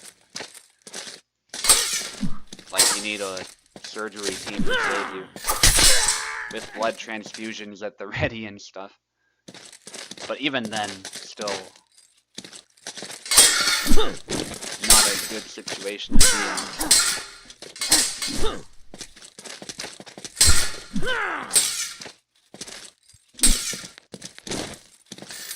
Going with Tarnowski here. Maybe he's testing the waters a little bit. This is a matchup Marie can actually win. Those wide swings do allow him to close surprisingly quickly, but at the same time they're very predictable. So they're certainly predictable if you're able to step out of range of them, such that the weird timing doesn't matter. Because you're getting your distance right and outranging the opponent. But a good Tarna player definitely can compensate for that.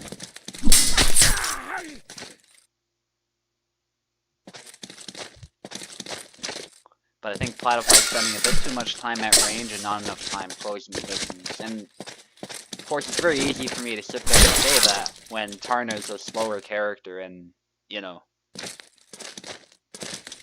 is much quicker on her feet, so even if Platypi is doing his best to close in, that nimble point can still be quite dangerous in this version of the game, certainly.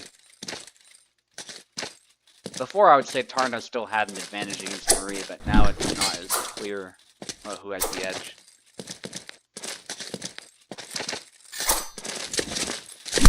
Good usage of long guard, then goes in with that sidestep A-cut, which is proving to be a nice weapon here. Allows him to close distance and get offline at the point, defending himself at the same time. And that arm is exposed regardless of the hand protection, so very good choice of attack, and this pick, actually, now that he's figured some stuff out, might pay off. And I like what Platypi's doing here from long guard. He's looking for a blade beat to capitalize on right away. He's not quite getting it, I think because his opponent's moving around, but and I think some of the time it's a neutral guard as well, so it's not quite working. It's mostly for long guard. But it is a good plan, keeping your movements economical instead of just throwing wide cuts all the time. Makes it harder to find an opening. The stab there doesn't quite work sidestep. Turk playing a masterful Marie so far. There we go, the blade beat does actually hit Marie directly for some damage. But not able to get close enough to secure the final kill. The Leg Void actually saves him there twice. Beautiful. But he's getting tired, those hits are taking a toll on the old guy. And there's a dash thrust into a cut to the leg.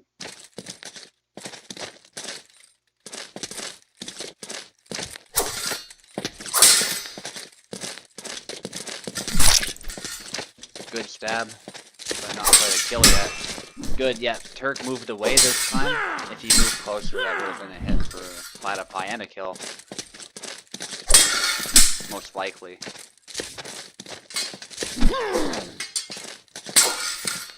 That parrying move out of measure.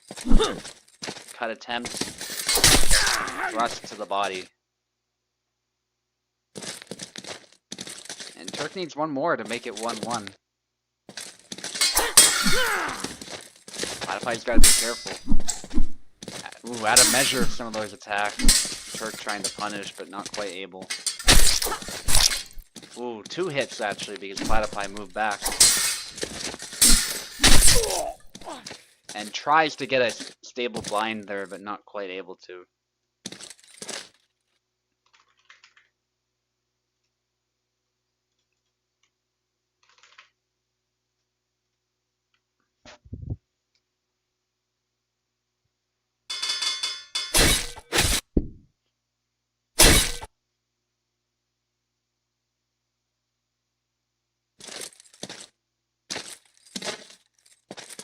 Rapier match now between these two.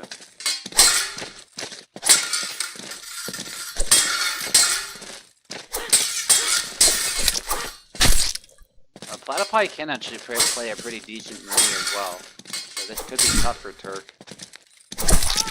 Ooh, but the cut is able to reach before the Inquartada. Still a ballsy move, it has to be said, to go up against the Marie specialist with Marie.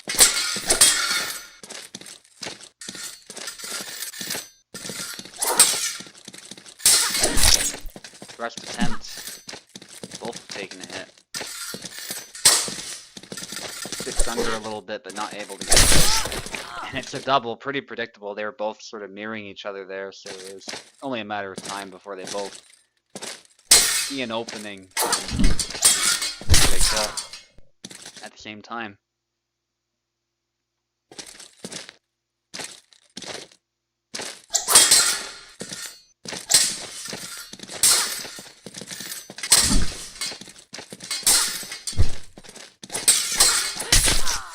Nice double lunge, able to get close enough to secure a hit.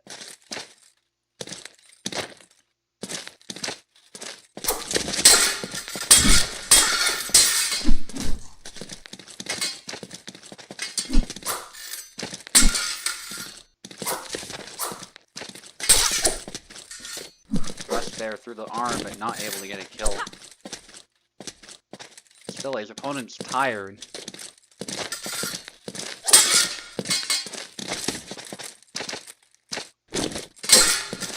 There. Massive danger there of overextending, and it is capitalized on right away.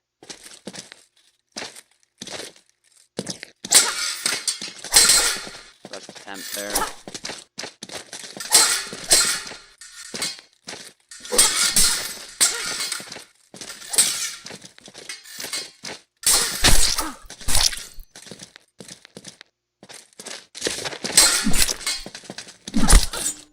Nice hit.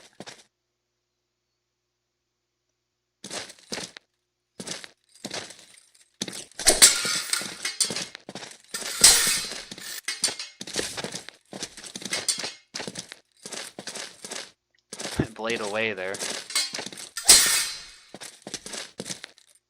Nice taunting.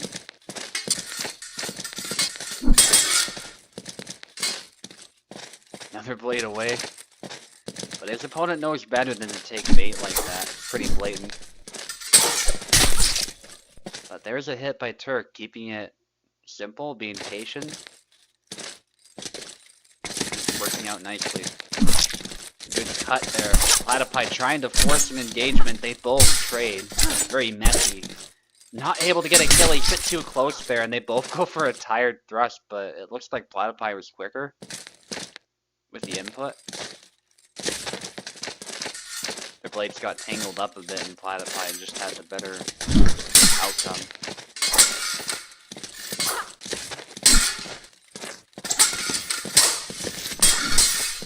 Good usage of long guard to block the thrust of both of them. Nice exchange, but Turk seems to be getting the better end of this mirror.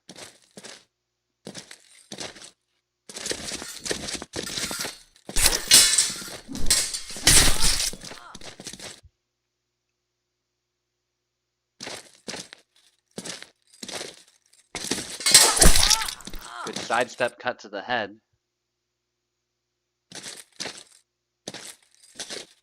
Down to the wire. Good blade beat. Thrust, another thrust by Turk. Turk needs one more to get a clear advantage in this match, making it 2-1.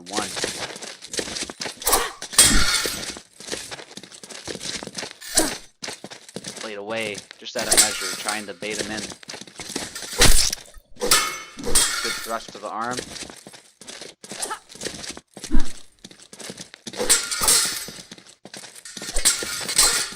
Thrust attempt. Trying to push there. A little too far for that. Oh, he got run right through there, but no kill. Still, pretty dangerous there, having taken a hit, and all it takes is one more. And there it is.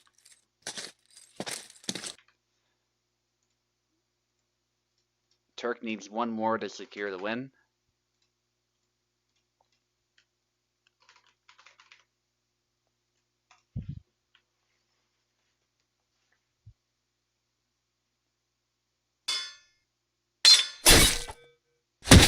Isabella. Yeah, Platypi doesn't play Barabash, so I suspected that was a mistake. It's very easy to accidentally pick Barabash in that situation. Because he's like the default character for the right side, as Isabella is the default for the left.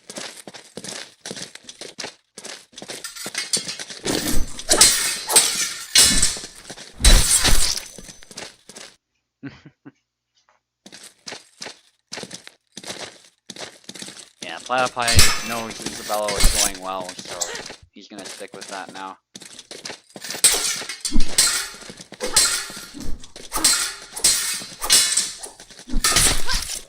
Good hit there by Turk.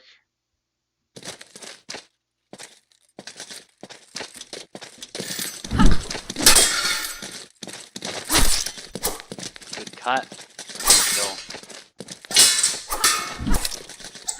Lots of cuts by Turk. The thing is, when you're cutting, you're not fighting for the center as well, so.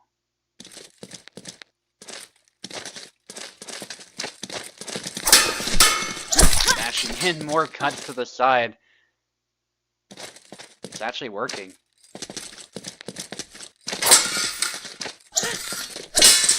Yeah, you gotta be careful with long guard in this situation.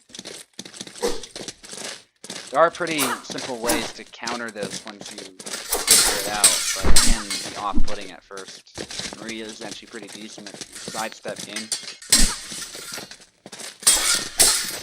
Oof, there was quite a long guard movement there to stop it. Again. But it actually gets through this. He's able to get close enough. And actually, Marie has a chance of winning against this Isabella and winning the whole thing for Turk. It's pretty huge.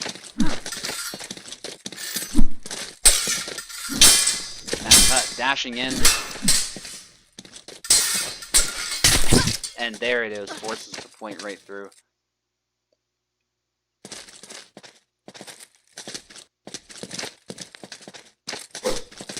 Trying to beat the blade.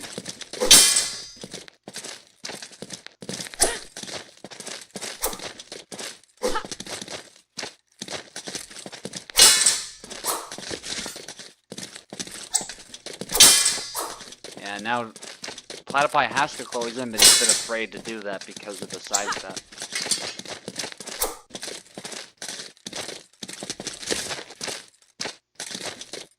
But he it's basically on him to do it because he has the reach disadvantage in this matchup. We need to change it up. There's definitely some moves Isabella to try here, but it's a matter of finding them.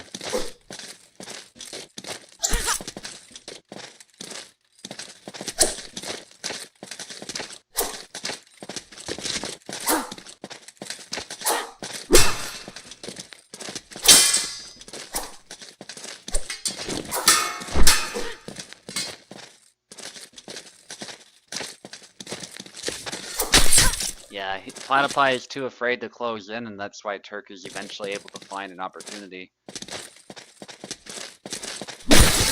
Nice, go straight to the hand this time. That's what Platypi needs. He needs to find a long-range cut that immediately interrupts that, because at the end of the day, the Rapier's not as threatening to launch the cutting, so you gotta find the correct moves to instantly punish that. But was not found in time. Turk was able to take it. Now we've got Dion against BK. Tie.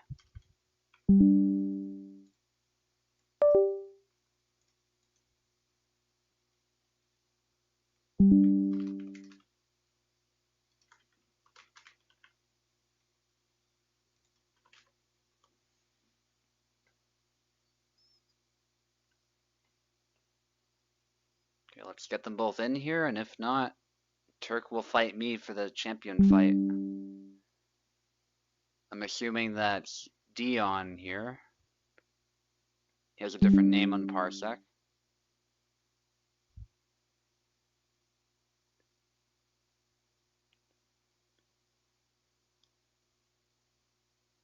Okay. BK needs keyboard. That's good. Just join up.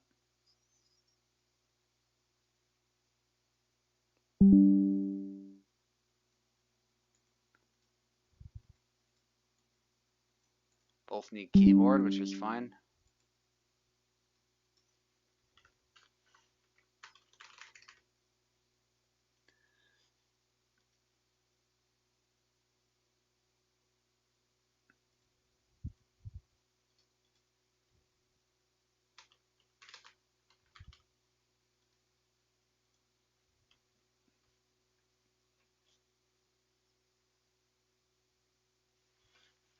Alright, Dion, take the left. And BK, take the right. You both have keyboards, so go ahead. Dion going with Sava. BK is a Yon main, so I'm not surprised he eventually goes with Yon.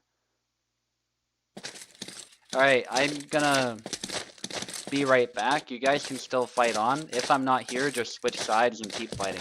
The names might be wrong if I'm not back in time, but that's fine.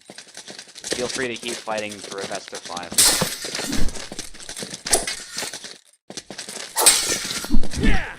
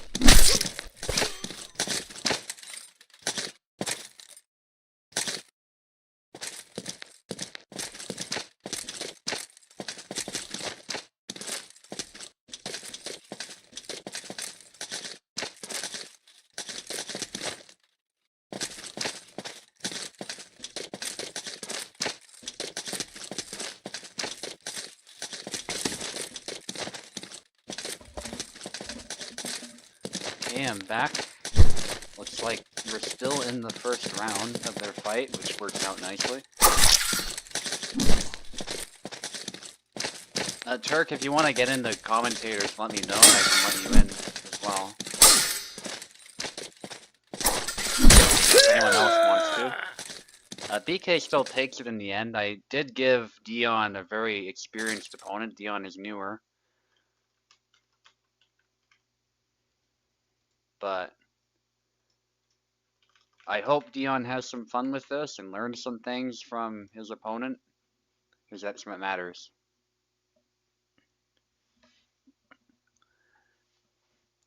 Switch sides.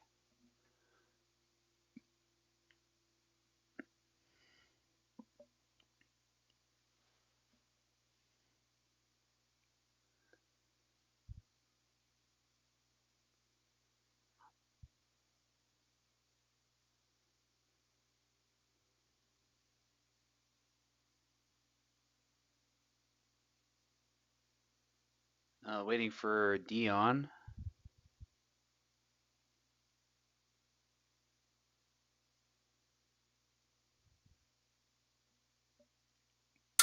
Somebody went back.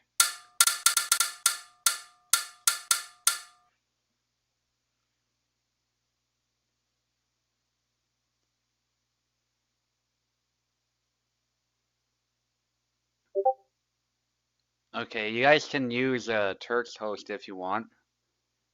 Apparently there was some delay or something.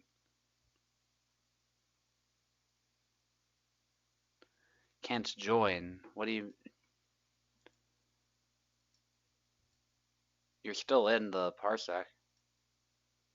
But you can use Turks if you want. Yeah, you can also do that if something's happening on your end or something.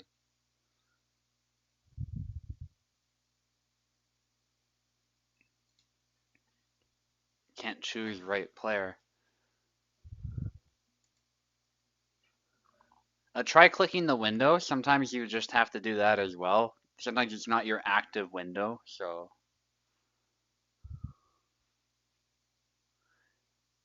Yeah, there's also that. So when you're playing on keyboard, it's like you have a different set of controls. Because it's like you're both playing together locally, so that's why it's often recommended for keyboard players that you get like a keyboard splitter or something like that, so you can play from either side and still have the same controls.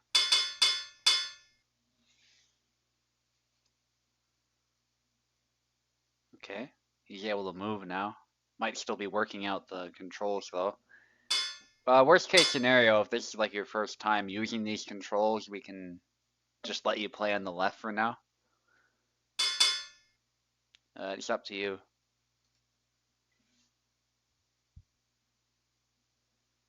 Because Dion is newer, so I won't make him switch sides this time. Just in the future, it's good to familiarize yourself with both sets of controls or to use a keyboard splitter or something to normalize them for both sides.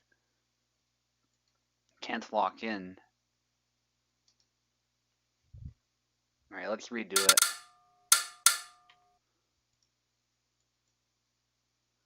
I'll reset gamepads as well, that can also help. Try again.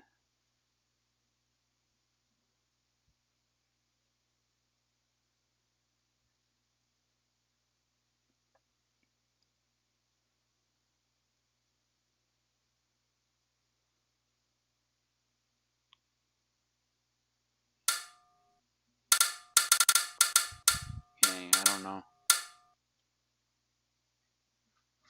I can restart the game as well, that could help. There you go. You might have accidentally locked in the bar though. If you want to switch, you can just press escape or something. Don't switch the map. Here, let's double check he wanted bar bash, because that was really quick. Do the pick that you selected previously. We'll see if you wanted bar or neon. Yeah, there we go.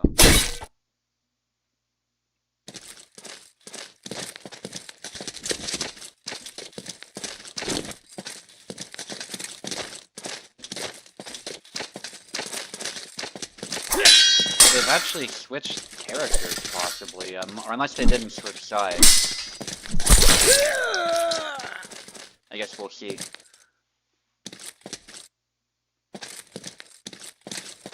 BK is a yawn main, or maybe I didn't switch the names, hang on. That could also be my bad. We were dealing with the technical issues. No, I switched the names, so it's possible they didn't switch sides then.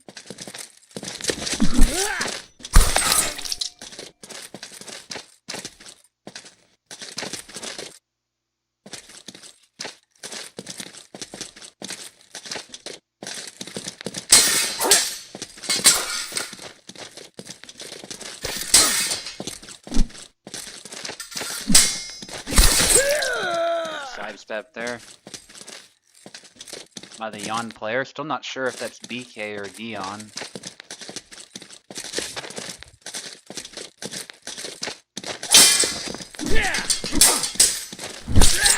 Nice follow up after the Y, getting his opponent on the defensive and following it up. It's a good way to get some offense going, is to force them to keep defending and essentially keep them in the palm of your hand the whole time.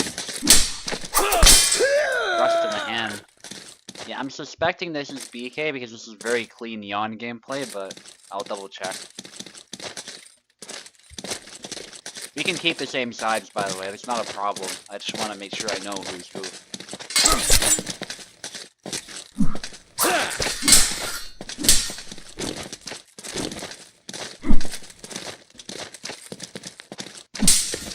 Nice cut there, stab with the knife, that was nice, but the back Y before he could land it.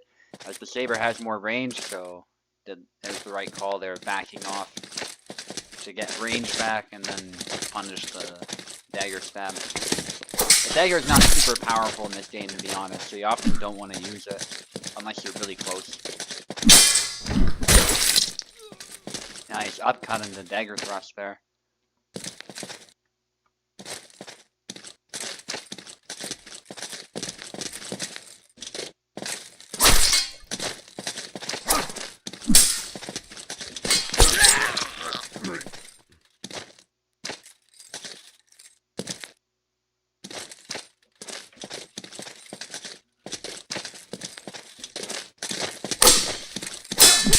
Exchange after the dagger blocking some of that. And he's going with the same combo there, getting some hits, but not quite killing.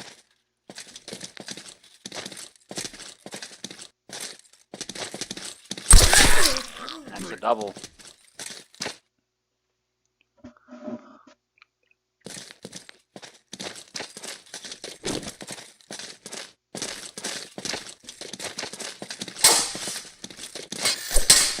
Low there, some stabs, and then a cut to the arm.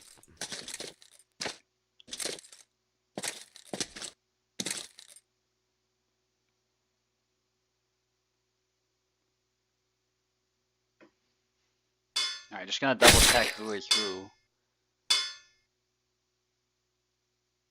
I'm pretty certain that was BK on Jan, but they haven't responded. Whatever. They don't seem to want to switch sides, so you can just lock in. Okay, yeah, so we got confirmation that that was Dion on the left. They didn't switch sides, which is fine. Dion was struggling with the controls on the right, so that makes sense.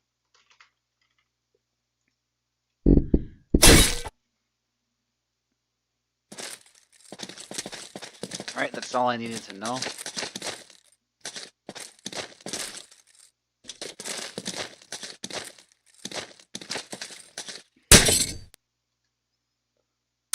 Okay, BK probably wants Jan, so let's give him a chance to pick Jan and we'll continue.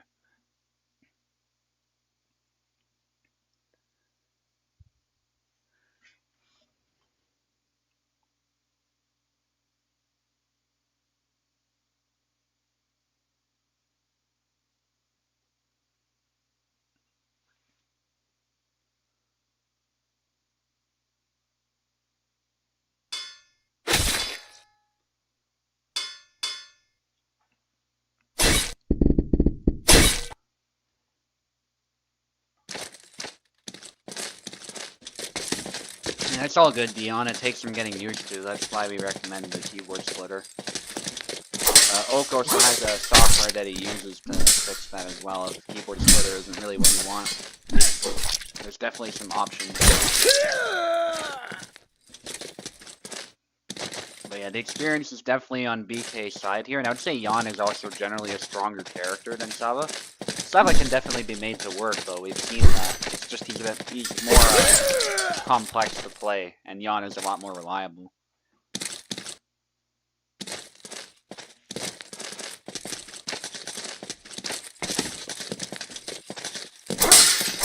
BK is very confident now moving forward.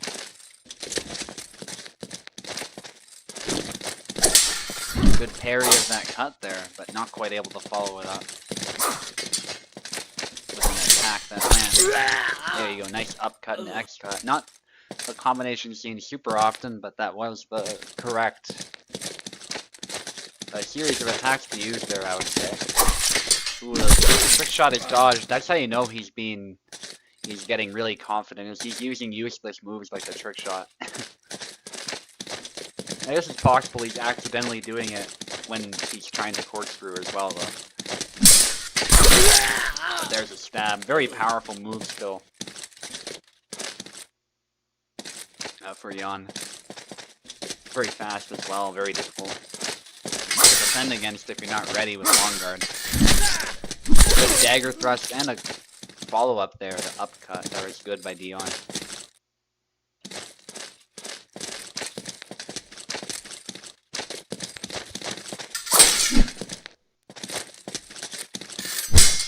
trying to blade beat there. Going low thrust. Good long guard usage by Dion. He definitely knows about that. And it's working to his advantage there. Nice.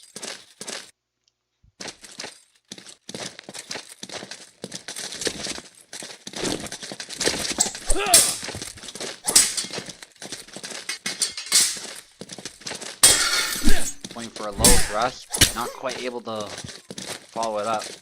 But then Dion actually getting some nice counterattacks in there, and it's quite even now. Okay, he's gonna have to change it up a little bit. Goes for a deep thrust, but he still doesn't quite get the kill. Upcut attempt. Dion on the defensive. Nice counterattack attempt for upcut, but not quite able to make it land. Again, trying to snipe the hand off of a counter.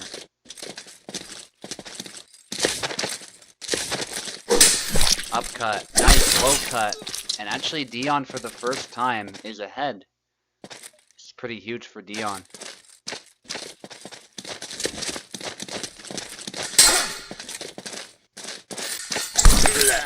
Nice. Cuts it ahead as his opponent went low. Headshots are much more dangerous than shots to the leg.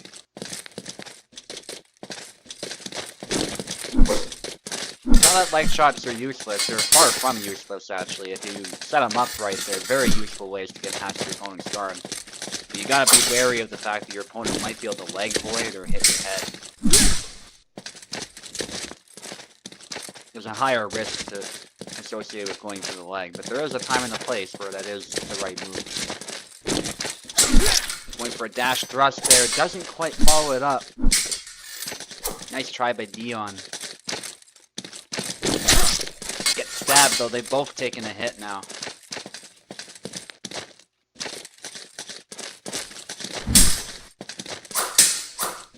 Trying to pick apart the defense there, BK, but not quite. He's limping, so it's tough to close in.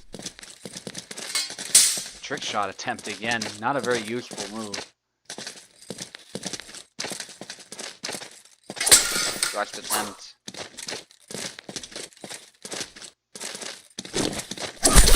And both go for a thrust, but the Saber has more range, so unsurprisingly BK does take that flag, but it's down to the wire still. BK obviously wants to win this right here. Dion cannot allow that to happen or it'll be over. And there's a hit for Dion, so it's looking that much more possible now to win this round. BK's got to watch that stamina after that hit, but he goes for the YY to beat down the long guard and then secure the hit. So BK takes it. I hope it wasn't too bad for you, Dion, but good effort there, especially in that last round. Hope you learned some stuff and had some fun, and I hope to see you in future competitions. If you want, in the future, you can also ask for a European host, and if a European host is available, like Turk was offering, you can always go there as well. So if you're having some trouble with that, there are solutions available. Now we've got PlatyPie against me.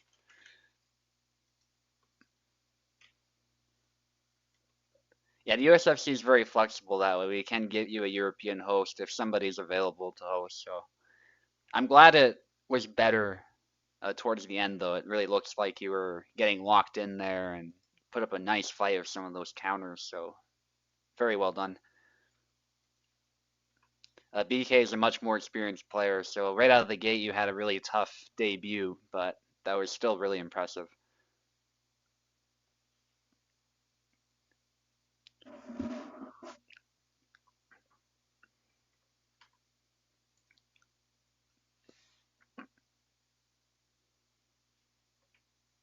Hope PlatyPie is here. We've got the champion belt fight now.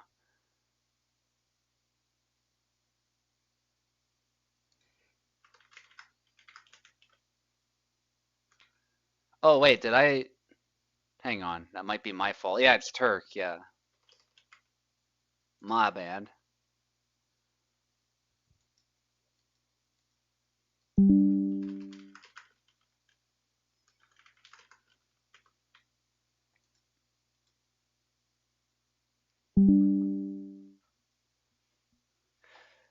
Yeah, we weren't sure at first because there were other contenders, but turns out one of them didn't show up and you beat the other one, so here you are.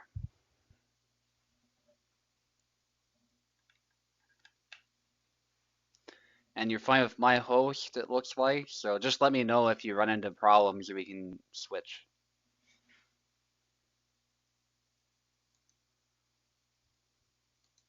Cool. Let's do this. I'll get the names sorted too. Hang on. I'll take the left, of course, since I'm the champion. I get to pick the side to start us off. And remember, we gotta touch tips first, and while I do the announcement, then we're good to go. I'm gonna stick with Barbash to start and go from there. Test out his Marie a little bit with my main. Okay, so on the left you have yours truly, the champion. Just recently took the championship fight from the Horseman of Death himself, Luck. And I intend to hold my title against this new challenger, British Turk, who has made a recent debut back into the Hellish Quart community and taken some names actually pretty rapidly in the USFC. And he'll be hoping to take the title from me, but he is a dirty Marie player, so since he's a dishonorable user of pointed weapons, I cannot allow that to happen. So, as usual, Turk, fight dirty, fight clean, and we can begin.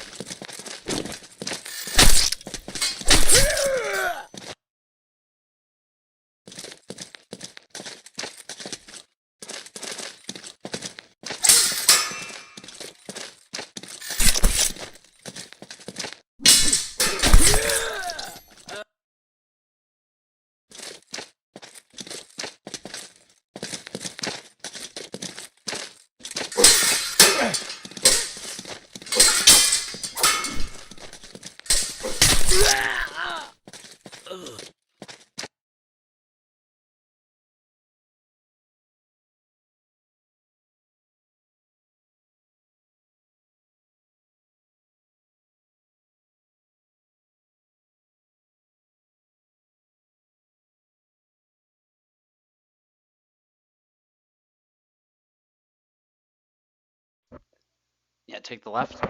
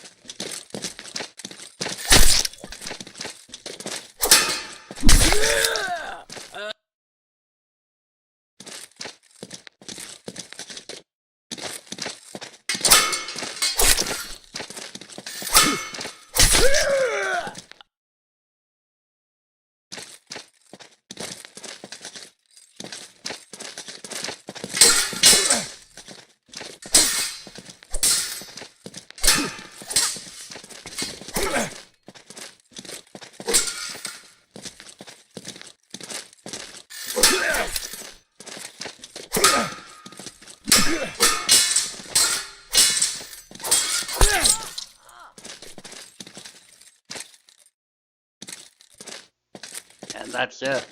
Great fight, Turk. That was a tough Marie.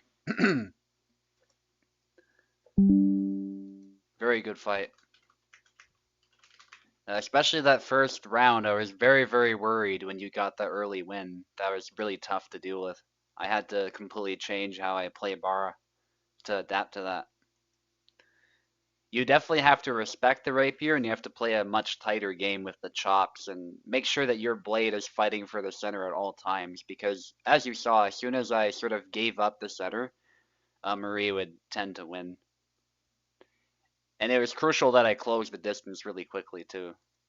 But do so in a way where I'm not just opening myself up because even long guard doesn't always block the stab if I'm too close, so